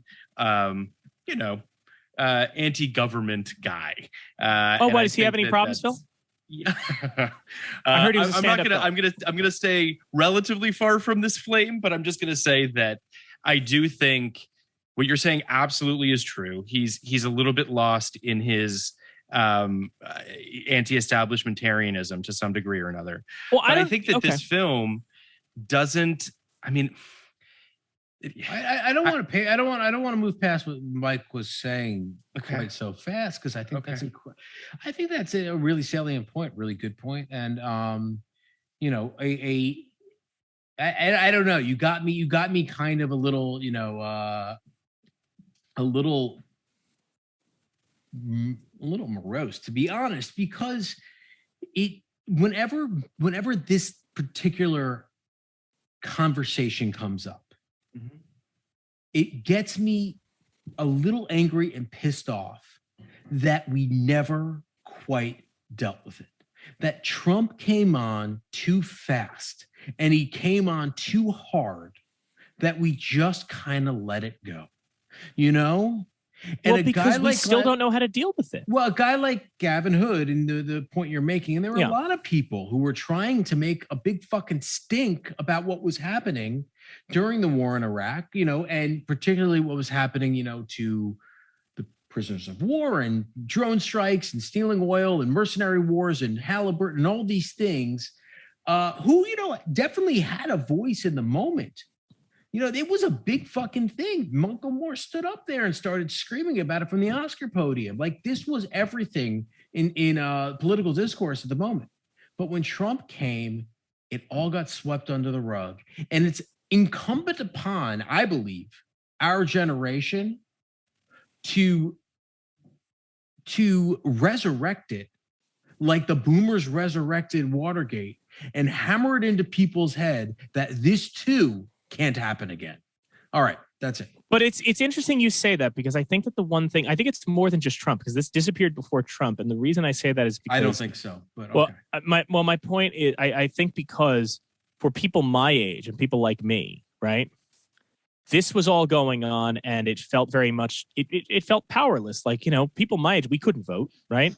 The 2004 election happens and we're just like, how? This is bizarre. How did this happen? But at the same time, the issue with the war in Iraq and the issue with the George W. Bush years, and the reason why it can never really be translated to film in a literal sense, is because it is so much more complicated than anything else. Because to explain Vietnam, now Ken Burns did an amazing Vietnam documentary, but essentially Vietnam's narrative, and you see it translated into this film and in Platoon and all these others, Vietnam's narrative is, this is a completely unjust excursion. Like, what the fuck are we doing here? What do we have against the Vietnamese? Like, what is this problem?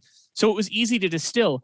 The war in Iraq is so complicated in terms of, like, you have to sit somebody down and go, all right, okay. Like, imagine, like, someday if like, your kids asked you, like, well, what happened in Iraq? You have to start by going, all right, first we got to go all the way. There was a guy named Oliver North, and we were funding the Contra. You have to go even further back. You have to, but that's what I'm saying. Like, Ayatollah, like, this is what I'm saying. It's extremely complicated.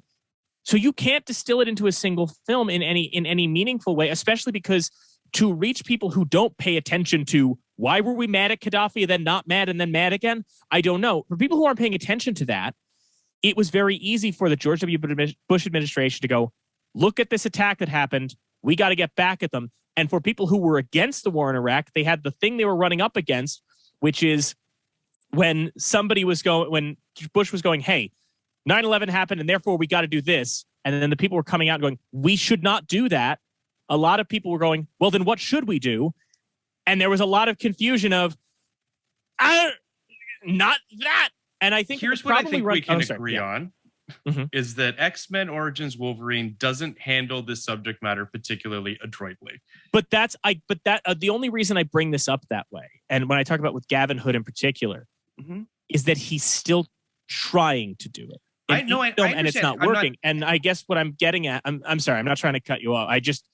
What I'm getting at is the reason that pivot happens is that 2008, when you look at it, I mentioned like The Dark Knight closes the book on the George W. Bush years in terms of like, it makes a statement on what have we become when we're doing the surveillance, and it makes a statement on we did not know how to handle terrorists. And then Iron Man changes the conversation and becomes about, again, you've got this character who inherits the war machine, starts his origins in the Middle East, and then decides, can I turn this thing I have inherited that is evil into something positive, which is the feeling that a lot of us who, again, my first election was Barack Obama, all of that a lot of us were going like, Jesus Christ, thank God Bush is gone.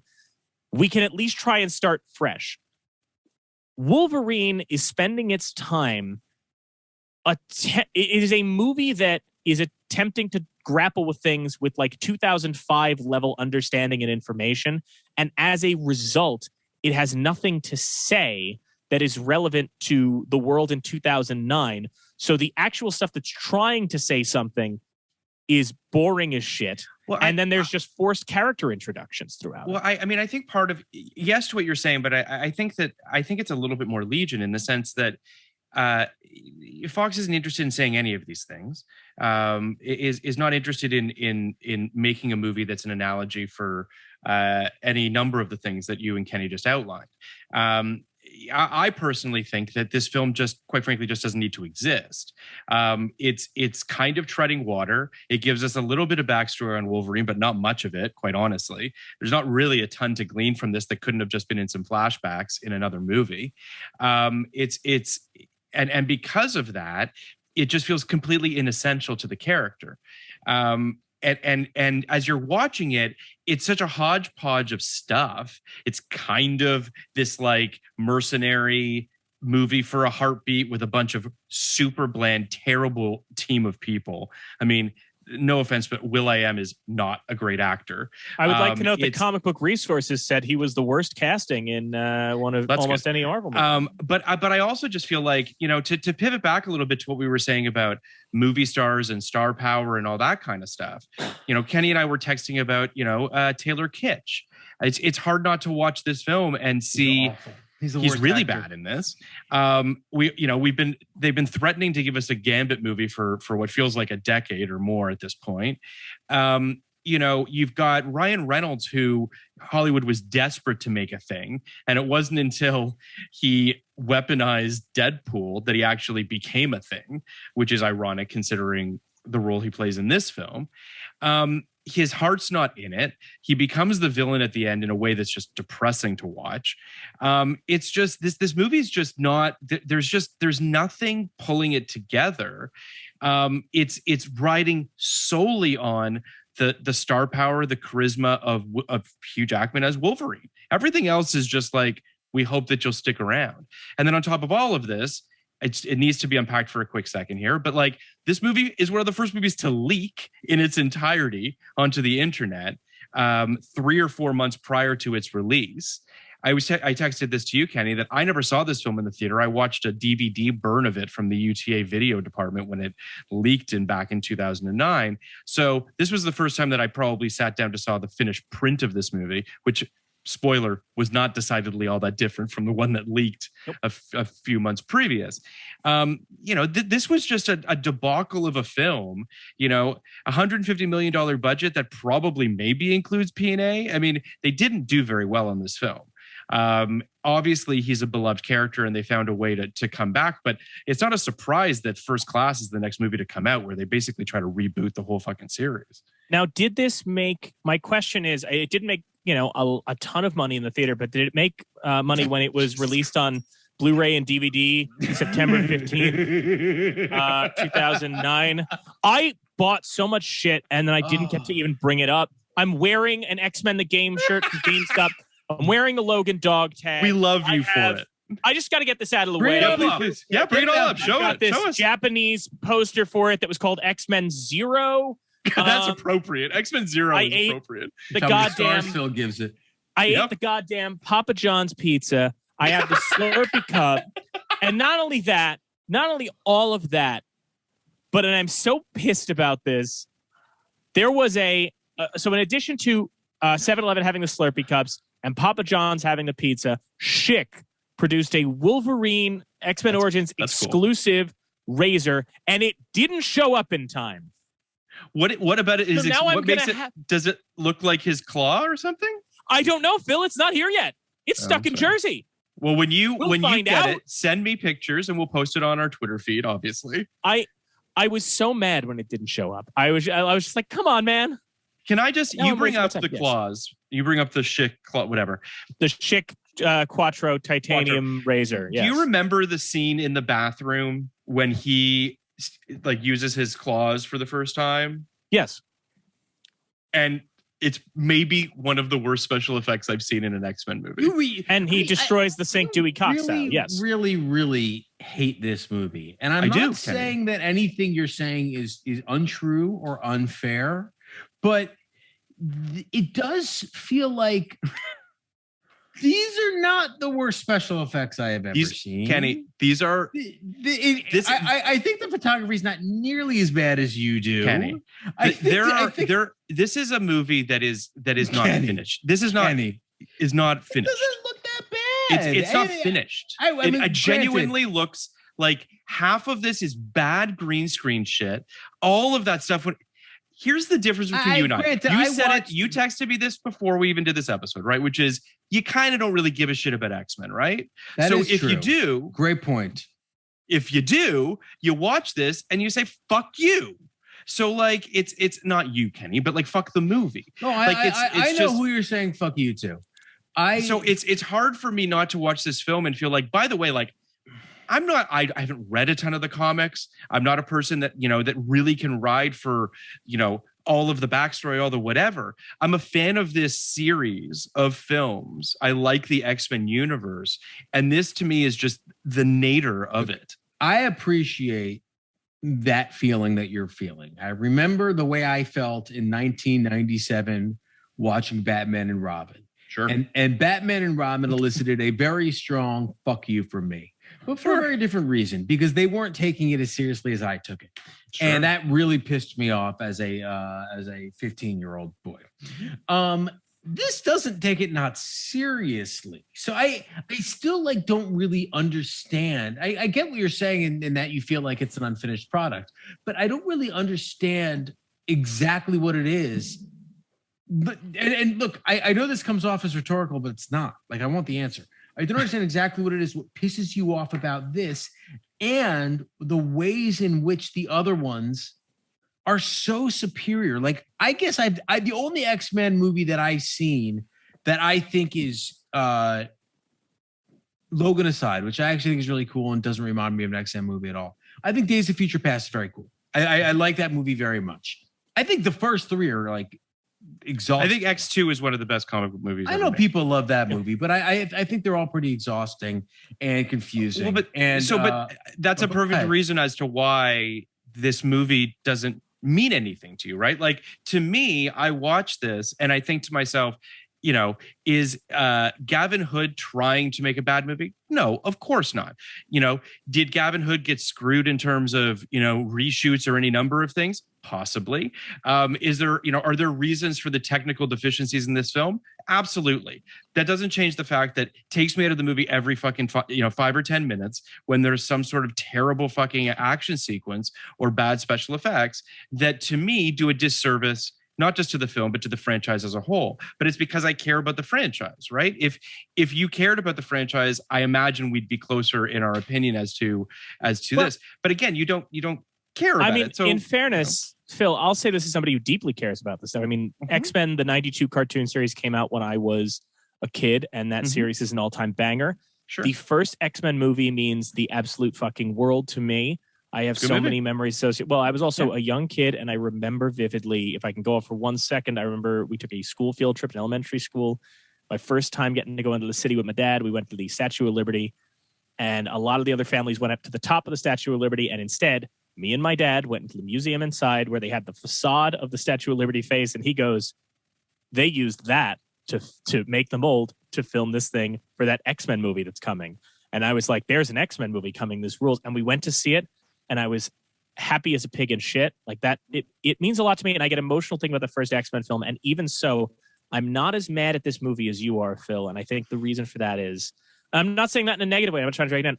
My thing that throws me is if this movie had come after X2, which I agree with you is an exceptional film, had this movie come after X2, I would be furious at it because I would be like, you but X3 softened the blow. X3 is a nightmare that ruins the good of X2. And then X-Men Origins is trying to put the pieces back together and fails. Yeah. Now, I think X-Men Origins is worse than Last Stand, 1,000,000%. But my thing is, I look at it and I just go, I cannot be, as much as I hate like the blob scene, which is the worst scene in this movie. By far, the blob scene is the worst scene in this movie.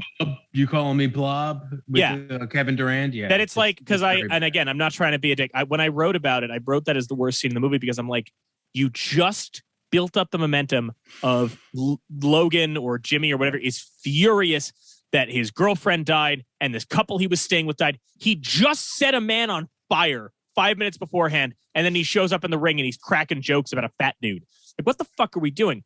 But my point is, I would be madder at that if that came after X2, which is so gentle and understanding of its characters. But because it came after I'm the Juggernaut, bitch, we're already here. This is the thing. I mean, and I think that Kenny is not wrong in the sense that this franchise is a mixed bag. I mean, it's very uneven, right? Like it's very uneven. But the only movie that I ever feel like I hear people ride for is X2.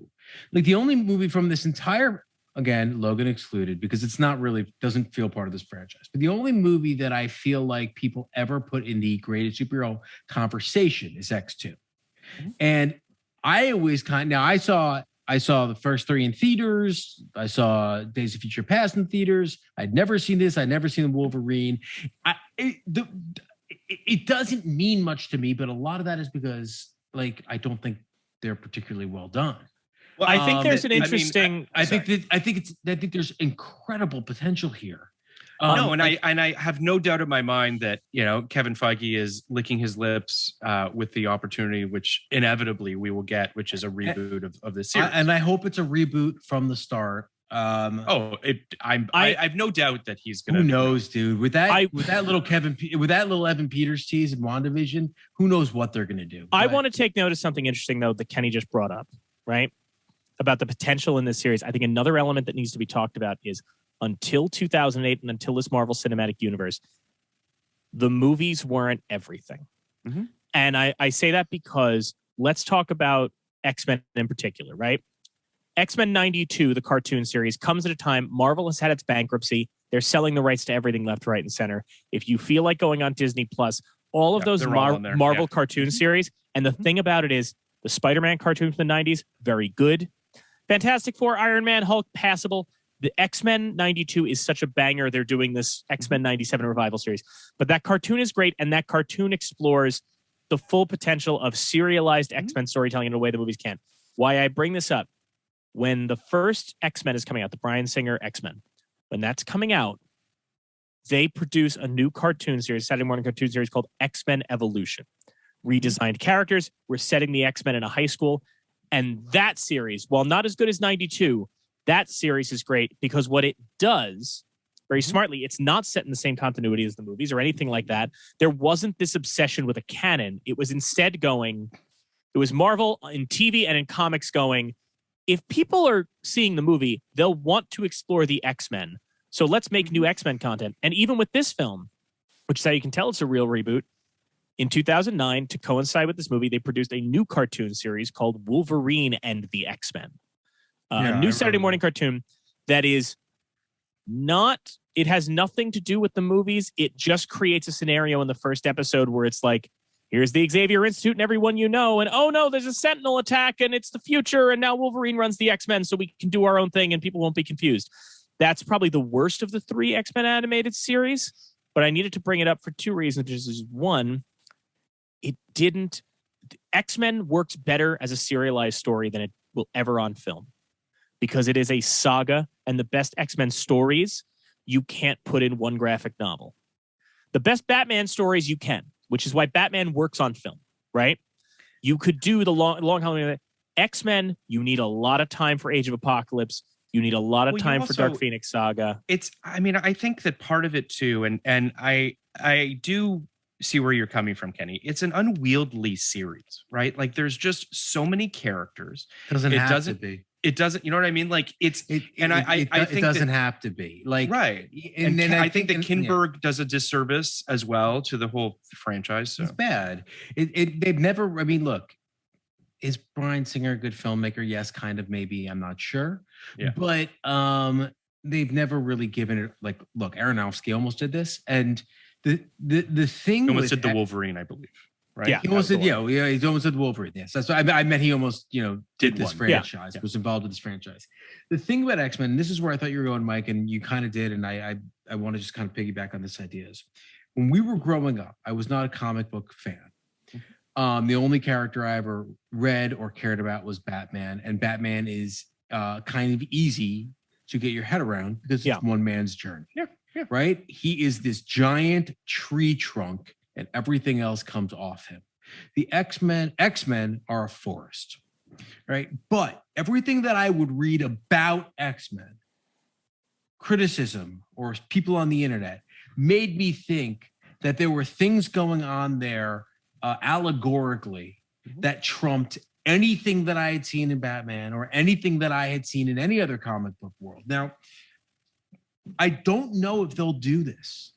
I don't know if they will start small and maybe start with the Charles Xavier story and maybe start with the seed and then these other seeds that come together like a forest. And instead of shooting the first movie from 30,000 feet and have all these characters all kind of be there and we are just supposed to swallow them whole. And what I remember from the first one was Storm meant nothing to me. Cyclops meant nothing to me.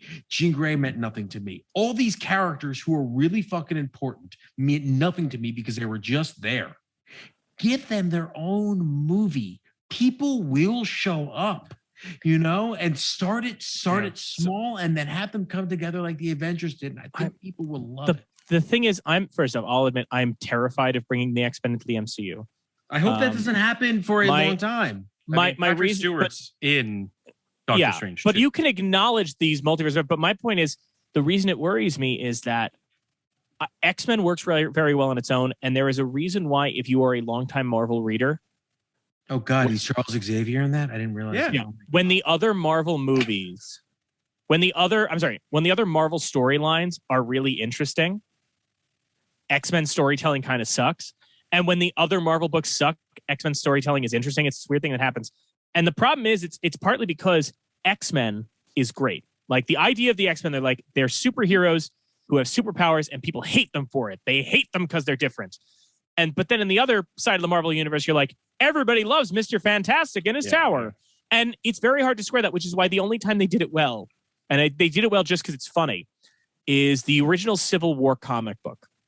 Did either of you guys ever read that? The Civil War? No, but you're talking about the Civil War, the Avengers.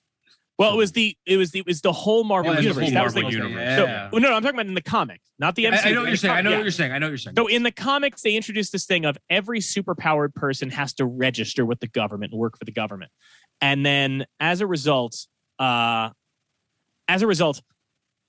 trying to unite. Like Captain America and the whole team is trying to get people together to go like, hey, we got to fight back against this. And the best part of this entire storyline is that they go to the Xavier mansion and they're like, will you help us fight this legislation? And Cyclops, as the voice of the mutants, goes, absolutely not. Where were you this whole time?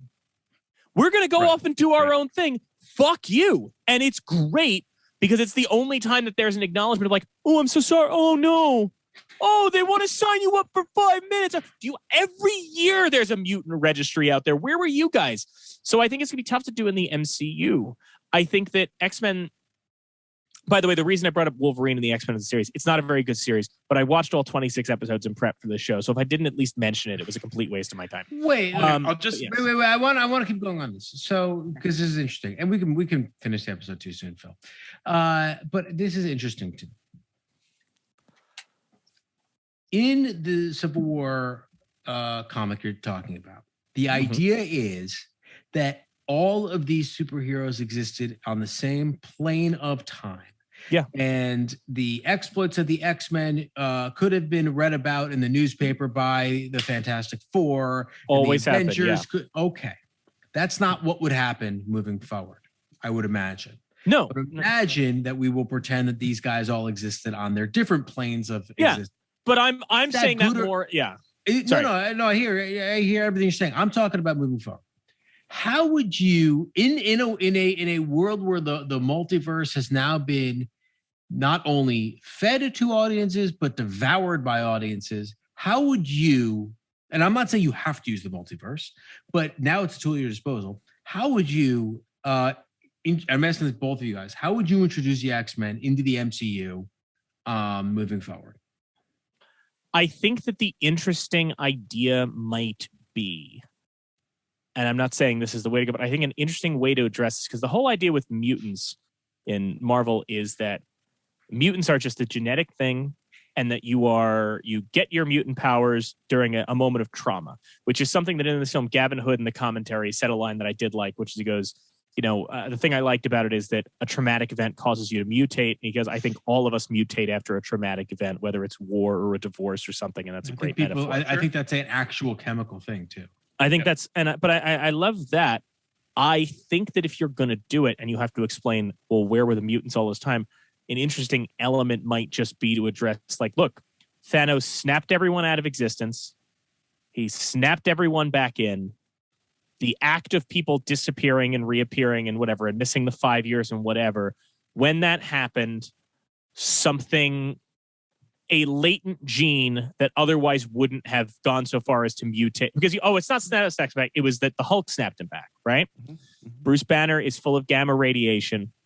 Something about the gamma radiation being part of that snap could be something that now this latent gene in some people can awaken, and it gives you an opportunity to you're never going to be able to make it that Scarlet Witch and Quicksilver were mutants all along, unless you want to really retcon some shit. I don't want you to do that. I would much rather Scarlet Witch find out in another universe, I had a father and a family and I was a mutant and I was a part of something and now I'm just some science freak. Or you can even tie it in that the reason they survived the experiments when nobody else did it is they have the mutant gene.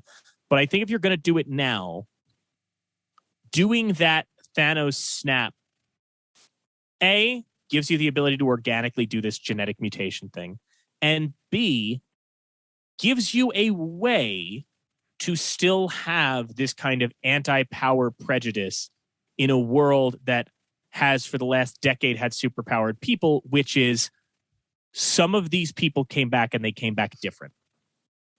Yeah, some of these people came back and they came, I like that pitch. I mean, I agree with what you're both saying, but specifically, Kenny, I agree with you that the only way to do this is to start small. And I don't think that Kevin Feige is interested in throwing us in the deep end with this series. I think he knows that it's going to be a 20-year play. It's a slow play. And I think that that's the only way to do it. I think it's I remember in 2000 when the first X-Men movie came out, that's another comic book movie that quite frankly probably deserves, obviously it predates Dark Knight and Iron Man, but that was a real seismic change in the comic book world, not intentionally so. I mean, Bryan Singer was just given no money and was like, here, go try to do this. And he was successful in doing it. But to your point, you were thrown in the deep end with a whole group of people. And it was just sort of like, who are all these people? Where did they all come from? What's their, and to your point, that it was a sink or swim franchise. And I think that that's a risk that Feige certainly isn't going to take.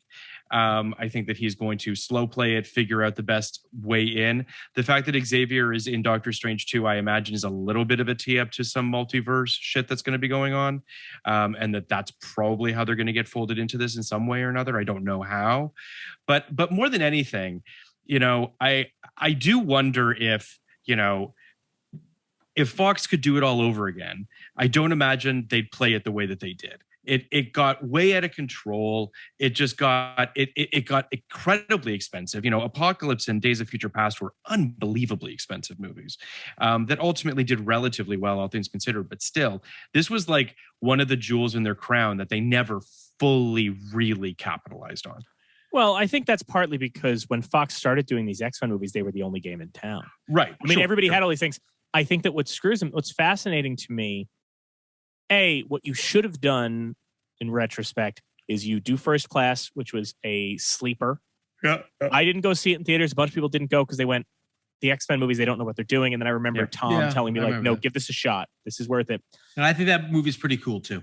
If you had done one more with those characters before Days of Future Past to ingratiate us with them more, I think Days of Future Past is cool because, let's face it, they did it before anyone else. Yeah. They were the first to tap into. And just not even just the two timelines. Like, even if it wasn't timelines, just the idea that we're now getting so much of, which is they were the first ones to come along and go, there is nostalgia to this. And there is a legacy to this. The whole thing the new Scream made fun of, you know, bringing the legacy characters back. There's a reason it works. And it works every time. I absolutely love it. I mean, look, it's not the first, like Halloween H2O did it, but like it, you know, it's still the same idea.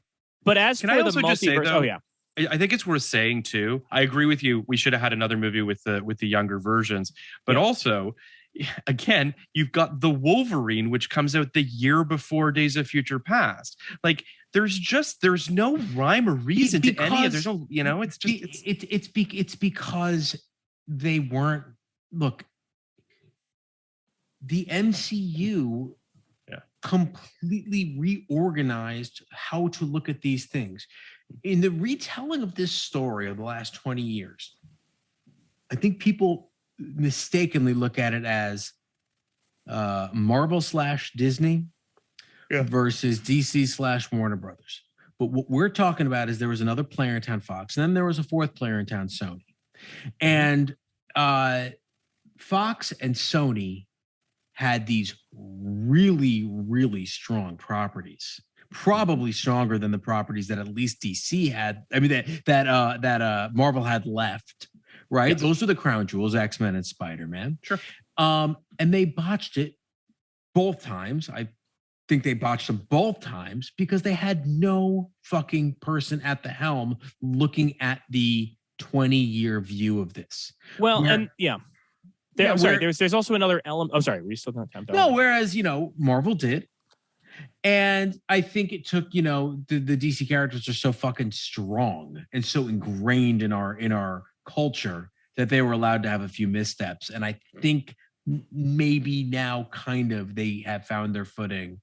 And I personally love the latitude with which they, you know, can play with. I think it's like far more interesting than what Marvel has done, even though they have some kind of epic failures as well. But the fact that, you know, a movie like Aquaman can exist next to a movie like Suicide Squad, Suicide Squad can exist next to Joker, next to the Batman, next to Harley Quinn is really fucking cool to me. So I think there's an element. Yeah. Sorry, go ahead. Please. Phil, you brought something up about the Wolverine coming out the year before. An element we're forgetting is that, especially with Fox, they are responding to fan demand. The Wolverine happens in part because, and we forget all this now, but when X-Men Origins came out and it was an absolute fucking bomb, we all started getting word because the producers were saying it, the team were saying it, which was, well, if we had done another one, it would have been the Frank Miller Samurai ship. Yep. And everybody was like, holy shit, you should do that. Yep. Fox did the Wolverine because of the fan demand the same way that Ryan Reynolds smartly figured out. You leaked that Deadpool footage and everybody goes, we could have had this. Why didn't you do this? And when the Sony leaks come out and we're like, hey man, maybe we should work with Kevin Feige. No, we'll go our own way. Everybody went, why are you this is the thing to do. You're being stupid. Do this. These studios are responding to the fan demand. And sometimes that works. Yeah. And other times you don't actually know what you want. You think you want it, but you don't. What Marvel has done well that DC failed at too, because DC did Batman versus Superman too soon and they pushed Snyder to condense his universe and all that. What Marvel has done well is recognizing, and they have the goodwill to do it with these movies, but recognizing we're not going to give you what you want. You have to trust the process. That's a thing that, to bring it back to, Kenny and I love wrestling. I hear this all the time when it comes to story. No, but really, like, one thing is you hear it all the time when it comes to storylines, right? You hear it all the time where it's like, where people in the IWC internet wrestling community are going, why hasn't so-and-so gotten the belt yet? Or why hasn't this and that? And you hear people say, trust the process. I understand, for example, if you're sitting back and going, well, I like this particular wrestler. I think Thunder Rosa is cool. I think Scorpio Sky is good. Give him the belt. But you have to put the time in to build up the emotion there.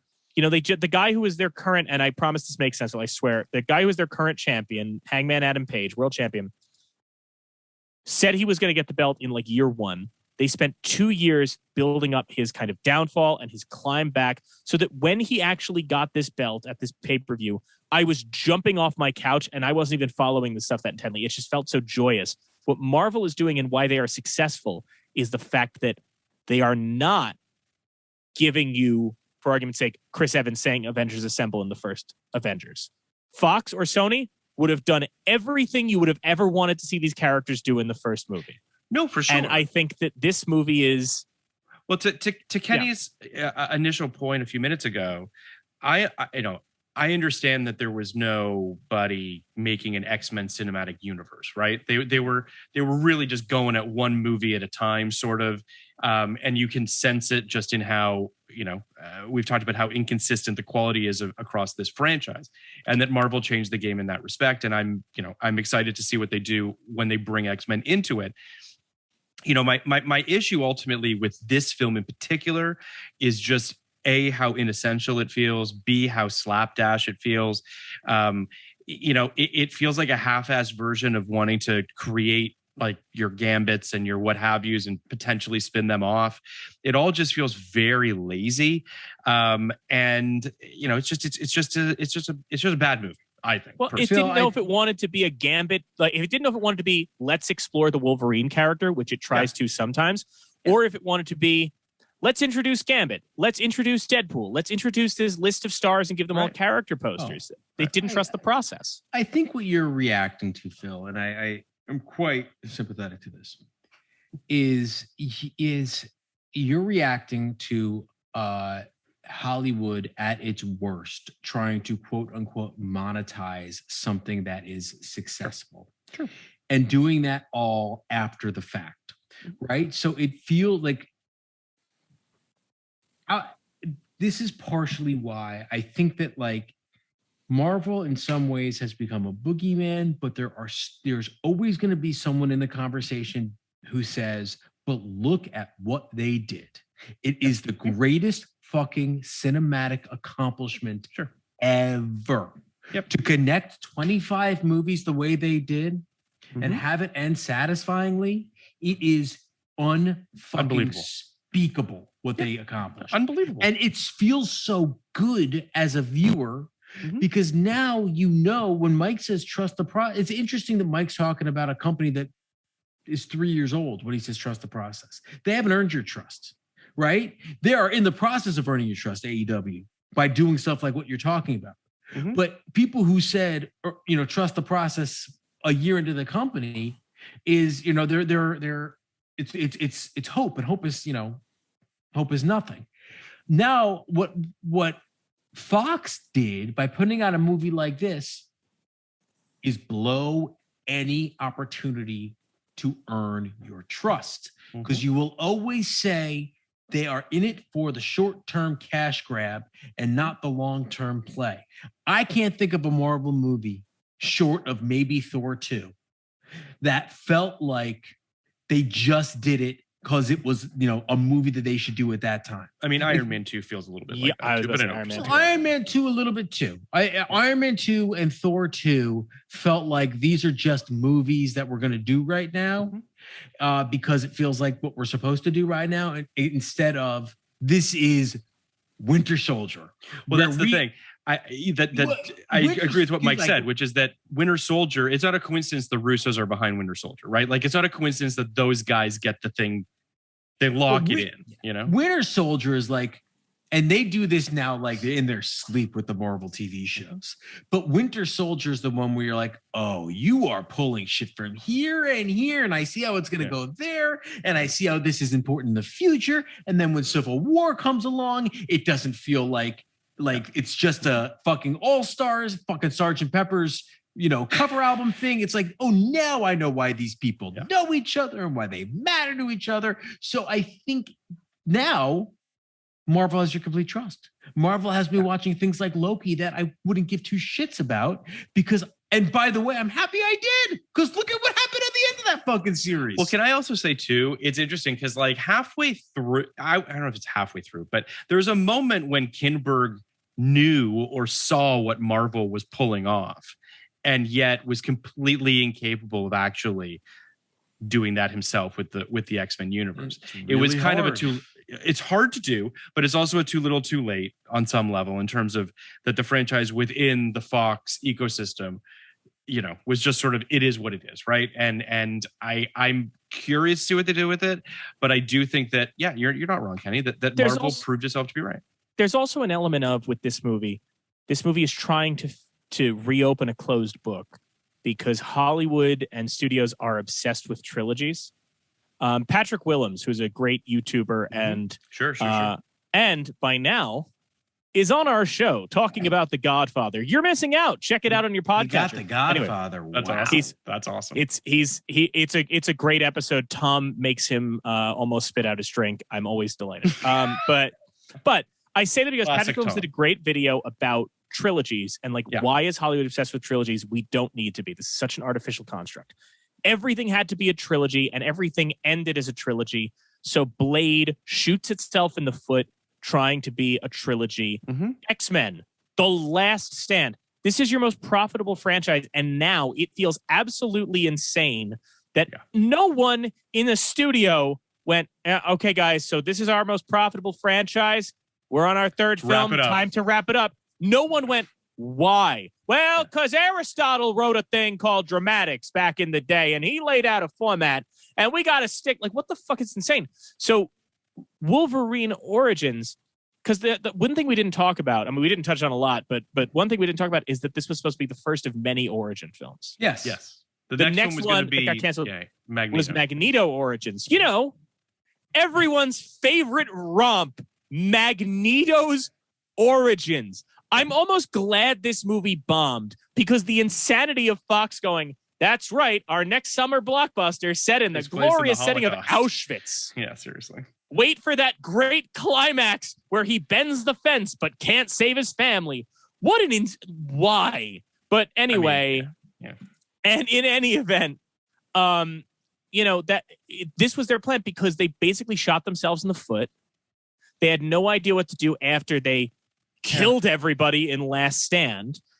And not that the MCU was bubbling at that point in any way, because Iron Man had just come out. But when you do look at it, and you look at the difference between The Dark Knight and Iron Man, which are both 2008. Now, obviously, The Dark Knight's a second film. But you look at Iron Man, and it basically just went like, well, why do we have to just do three? And it tries to plant the seeds and build out this universe organically. Dark Knight, great movie in the Library of Congress, then decides, well, Chris, obviously you have to make a third. This has to be a trilogy. Round it out. What great point do you have to make in this third film? And Christopher Nolan goes, Occupy Wall Street makes me uncomfortable. Great. Do you have anything else to say? I don't know. Kind of weird. And which, by the way, I'm sorry, this is not a Dark Knight Rises podcast. The most insane thing about that movie is that he's like, Occupy Wall Street. If somebody came along in a mask and a funny voice, he could whip them in a frenzy. And I'm like, motherfucker, I was down there for several days. We couldn't get anything organized. Yeah. There was no way one guy was showing up. I would have liked that movie if Bane was going, Mike, check. You know, that would have been amazing. Nobody else was down there, I guess. Point is, it was a thing we did to make our voices project. Point is, Origins is attempting to build this thing out because it's trying to launch Gambit and it's trying to launch all of these things out of it that have nothing to do with the actual plot. That weird thing where like the movie has momentum. It's not great, but it has momentum about Logan, he's part of Weapon X. He's trying to find Sabretooth, played by Liev Schreiber, who weirdly maybe isn't as good in the role as Tyler Mane, which I can't believe I'm saying, but it maybe is the case. Also, Kevin Nash should have been playing Sabretooth. I'm deciding the point. Point is, but then you sign it. It's weird because the movie is just like, we've got momentum. The woman, he's staying with the farm family. They get killed. Wolverine, he's got to go. And then it's like, well, why don't you go meet Will.i.am? And then go meet the Blob. And then the Blob says, I don't know, but you're going to have to go down to New Orleans so Taylor Kitsch can do a little shtick. And it's also desperate to introduce these new characters while simultaneously wasting the one spin-offable character that they have, which is Deadpool. And Benioff talks about, his script and what was left of his script and what was ultimately rewritten. And my assumption is that Benioff's script was probably a lot better than what we were left with, but it was a lot darker. And it was a lot more indebted to the comics that you were referring to earlier. Weird fucking Hollywood career. Right? We didn't bring him up. Troy? My fucking God. This guy... Yeah. So right now, I think 25th Hour has been anointed. It was number one on Vulture's best New York movies of all time. It has just been anointed as this incredible 21st century classic and the best 9/11 movie and one of Spike Lee, et cetera, et cetera. Mm-hmm. And then he's made so many weird, shitty bombs. And then he makes the biggest fucking show probably in the history of television.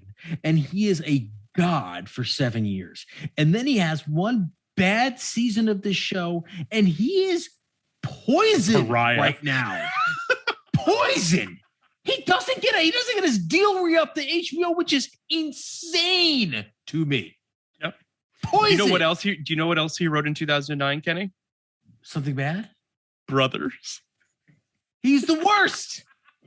Because you know what, David? The David Benioff thing is so hard to wrap my head around. The Benioff thing is because 25th Hour, is one of those things that you maybe just chalk up to. Because Spike Lee is one of those directors. He wrote the novel. He adapted his own novel. I know, but I'm saying that Spike Lee is one of those guys who I love Spike Lee. I love Spike Lee to death, but Spike Lee sometimes picks bad scripts. He sometimes picks bad things. Spike Lee got 25th Hour in his hands, which was an amazing thing that he managed to make magic out of. I think David Benioff's problem is, and I don't know the industry as well as you guys, but David Benioff has the energy of a guy who, if he has a GPS and he's driving, it's going to be smooth sailing. But every once in a while when he goes, you know what? I think I know where we're going. I can switch this thing off. You're in a fucking river in 5 minutes. That's the thing with Game of Thrones. He was following the books and he was adapting the books well. And that show was so engaging. And then when it was like, we don't have anything to work off of, don't worry, guys. I'll switch the GPS off. I will get us to the ending organically. But I'll just say this. I can't get over that. He wrote the novel. I'm talking about 25th Hour. He wrote the novel. It's true that once they started to deviate from the books, or there were no more books, that look, it obviously took a dip in quality, but not the dip everybody thinks. Not the dip everybody thinks. The last season of that show is rough. It's rough. I have always felt like it's a slower decline than people want to recognize. That's how I feel. Oh, yeah. I think the other seasons, you think it gets a little wonky. I think if you go. Oh, sorry, Phil, you go. I was just gonna say, I think that 5 is not great. I think 6 is actually a real rebound season. I think that 6 is actually quite solid, and then 7 and 8 are bad. But I think that I think if you go back and watch that show again, the first season is untouchable. It's immaculate. I think 3 is pretty immaculate. But I'm saying the first season of those ones were one and done. If that show had ended there, you go, this is one of the greatest things ever aired. The same way, for all it's worth, the first 6-episode season of Walking Dead was I've never seen anything like this. Holy shit. Mm-hmm. I think season 2, I remember watching it and feeling not that it was bad at all, but there were just little moments along the way where I started to feel I'm not sure they have all of this under control. Right. 3 and 4 are when we get bogged down with most of the season is really good, but then they kind of are just going, All right, Jon Snow's on a mountain. She says, you know nothing. Next episode, 5 minutes. Jon Snow's on a mountain. If you go back and watch it, there are little signs along the way. It all mattered though. That tell you, but I'm just saying saying there are little signs along the way that make you go, I'm not sure they're executing this as well as they could have. And maybe we could have seen earlier that they might not handle it all. Here's my biggest point about the last season of Game of Thrones. If after, I think it was an 8-episode season, right? Yeah. Yeah. After episode 6, they still had a chance. After episode 6, if episode 7 and 8 successfully landed the plane, I think people would have forgiven it because, like you said, like we were talking about, they'd built up a lot of trust and people were on board at near the end. But episodes 7 and 8 were so unbelievably terrible that it destroyed everything that came before it. But for whatever reason, I'm far more precious about Lost than I am about Game of Thrones, and I appreciate the Game of Thrones journey a lot more than I do with Lost, where I was just so put off by the end, and it made me feel like, oh, they never really had anything. Whereas with Game of Thrones, it feels like they actually really did have like 6 really brilliant, well thought through episodes of or seasons of television with beginning, middles, and ends, and they kind of fell off. I also a lot of people feel the opposite of me. I also just want a brief correction. There were only 6 episodes of the last season, but then it was the first 4 that were, and then the first were good. Yeah, 7 was 7 episodes. Like, again, this just got to a place where the show was so arduous to make and produce that they were just like, we're just going to do fewer of these. And by doing fewer of them, they did themselves an enormous disservice in terms of actually laying, piping and groundwork well. But all that being said, the last thing I want is to talk about Game of Thrones for another hour. Let's rank them. Let's rate it. Let's rate this fucking turd. As I mentioned, saw this film on DVD in 2009. Probably would have given it a 35. Before this podcast, I was at a 15. After this podcast, I mean, I guess I'm at a 20. I don't know. I really, really, really hated this movie. Kenny, what about you? Before the podcast, I was at a 40. Just your classic shrug. Considering we didn't talk about this movie at all. I was gonna say I'm gonna stay at a 40. No one made any effort to make it better or worse or whatever. It's just a movie. Like, it's not a crime against humanity, but yeah, it's just a movie. It has no imprint in the cultural consciousness whatsoever, and I think that will remain after this podcast. I don't think we've done anything to change that. Go ahead, Mike. When I saw it, I didn't see it in theaters. I saw it on DVD. When I saw it on DVD, I would have probably given it a 5 because at that point, couple reasons. One, I'm 19. I'm in film school. Everything's a 5. Like, I'm at this point, I'm watching the movies of Francois Truffaut. This movie looks like crap compared to 400 Blows, right? When I watched it, my opinion prior to this podcast, like I said, I've written about it. It's not my lowest ranked X-Men film. I probably would have it at a 30. Okay. I'm going to say this, and you're going to tell me I'm crazy. I think I have to go a little higher solely because I'm going to bump it up to a 40. And my reason being that in talking about this and us, even though we didn't touch on the movie much, the fact that for the first hour, we didn't want to talk about this movie at all. And then it went on further and we found a million threads to pull on with it. I do think I cannot talk this long about New Mutants or Dark Phoenix. There are a number of comic book movies that I could not go this long about. And I do think that the more you start to pull this quilt apart, the more you realize that this is a more interesting, glaring failure than other movies that are just bad. Dark Phoenix has nothing to say about anything. This movie is trying to revive a franchise and tackle the Iraq War and also start a new franchise and also keep up with it. Dark Phoenix has Professor Xavier has a phone line to the president, and they just like talk all the time. Yeah, but that's the thing. I've read enough comics where I go like, yeah, that doesn't faze me. We've done this at some point. Like we've done all these things. You know, I hear you. Listen, I'm not gonna try to sway you on of these 3 shitty fucking movies, which is the shittiest. It's not a worthy discussion of our great minds. But I am curious, Kenny. Do you think you will like this film more or less than Year One? I think I'm gonna hate Year One. I think I think I'm gonna hate Year One, but I will just say one thing. I thought I was gonna hate Jack and Jill. So you never know. If you come on for Year One and just being like, of a masterpiece, you never know. Like that's something I've definitely learned through this podcast and rewatching old movies. Not super old movies, but the movies we've watched, from like The Wiz to Jack and Jill to Dudley Do Right. You never know. It can hit you in a weird way too. That's the thing. Which one of these movies that were like totally dismissed, because it's generally movies that are like people didn't really see. Yep. And we're just like, there's something about that makes me uncomfortable, or something about that turns me off. Like, and which is how I felt about a lot of these movies that I wound up really, and I wouldn't fucking Julian Donkey Boy falls in that. Twin Falls, Idaho falls in that. There are a lot of movies that were like, for some reason, just repulsed me, that I wound up really loving. Year One repulsed me. There was something about that marketing campaign. I never saw it. I've never seen it. Me neither. There's something about that marketing campaign and the idea of like fart jokes and cavemen that made me think like, this is something I never want to see. But you never fucking know. So have you seen it, Natale?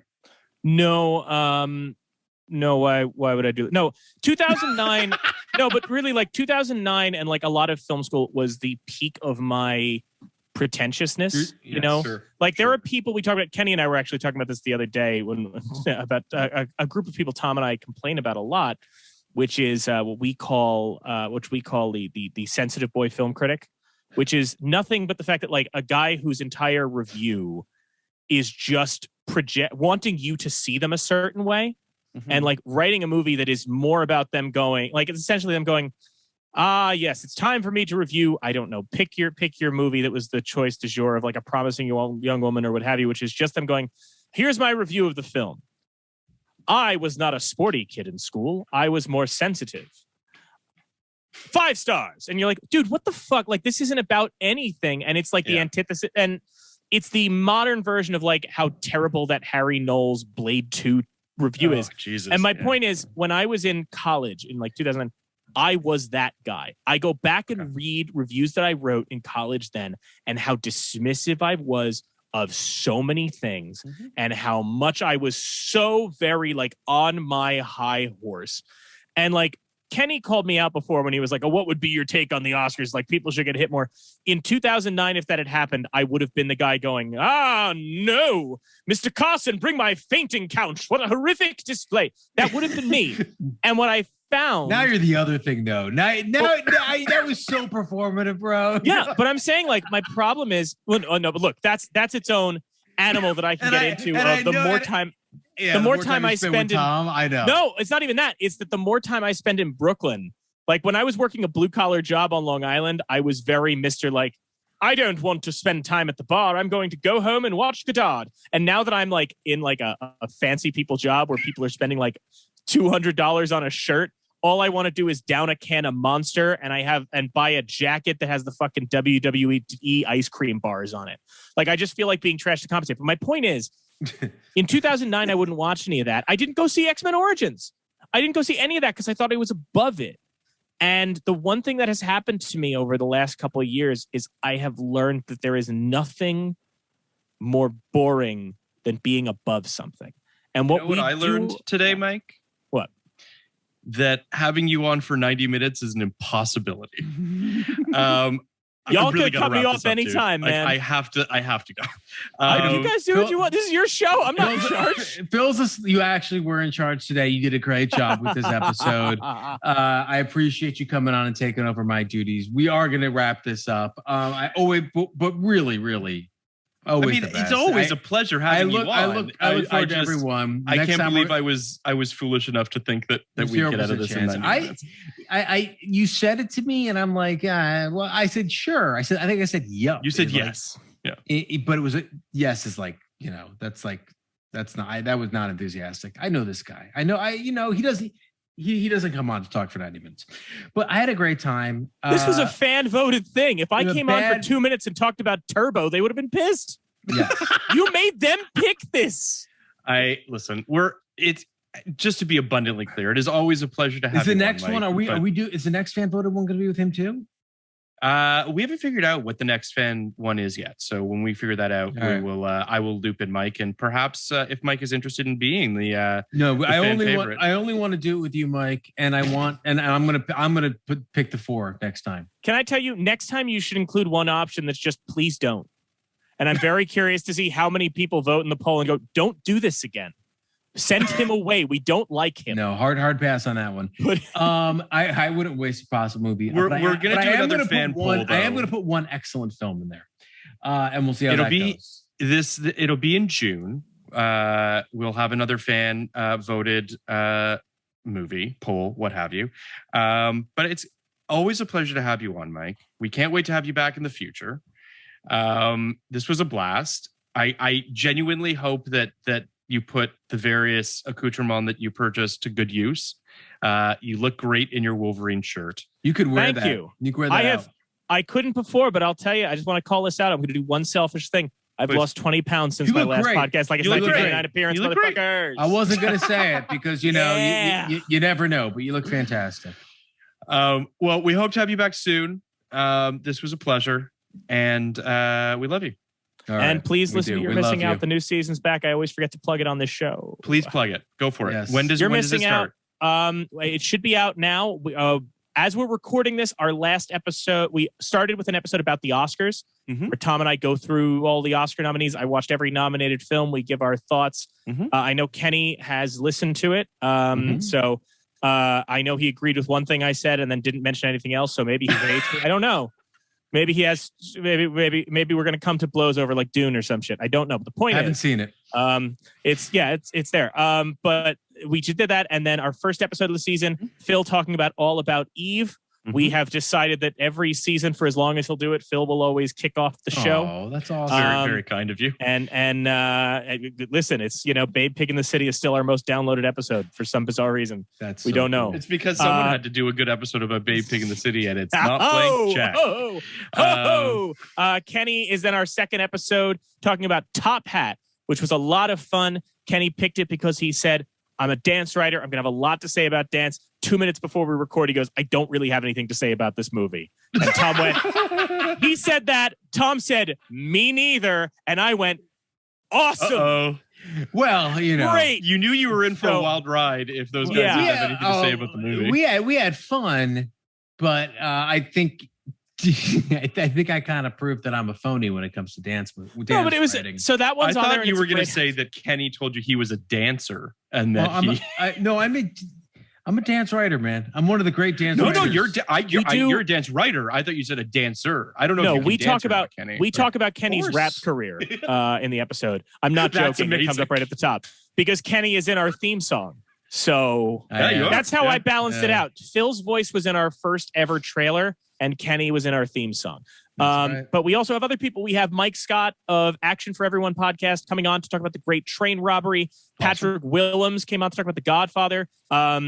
Phil was very nice to help us set this up. Ben Hosley came on to talk Rebel Without a Cause. That's going to be a good one. I want to hear that episode. It is so. There is a thing that he says that brought me to actual tears. He's the funniest man who's ever lived. He's the funniest. It's not even that the line is so funny. It's that we talk about, like, in the original script for Rebel Without a Cause, one character is supposed to drop a grenade and blow up. And we said to Ben off the cuff, I just went, Ben, if you could blow up any character in any movie you've covered on Blank Check, who would it be? Thinking it was going to take him a while, and he answers, "Don't give it away. Don't give it away." Immediately. Yes. And when we're not on mic, you got to tell Kenny what he says. It's incredible. That's great. We got a lot of great people, awesome. A lot of returning guests. We got a lot of stuff coming up, and we're recording more as we go because some of these movies are hard to find people. Yep, we're still We're still getting that one on the books. All right, cool. All right. Some people are busy and hard to nail down. But we're trying. Listen, it's always a pleasure being on your podcast. It's always a pleasure having you on. I can't wait to come on for the next season of your podcast. Podcast like it. You want a podcast like it. 1999.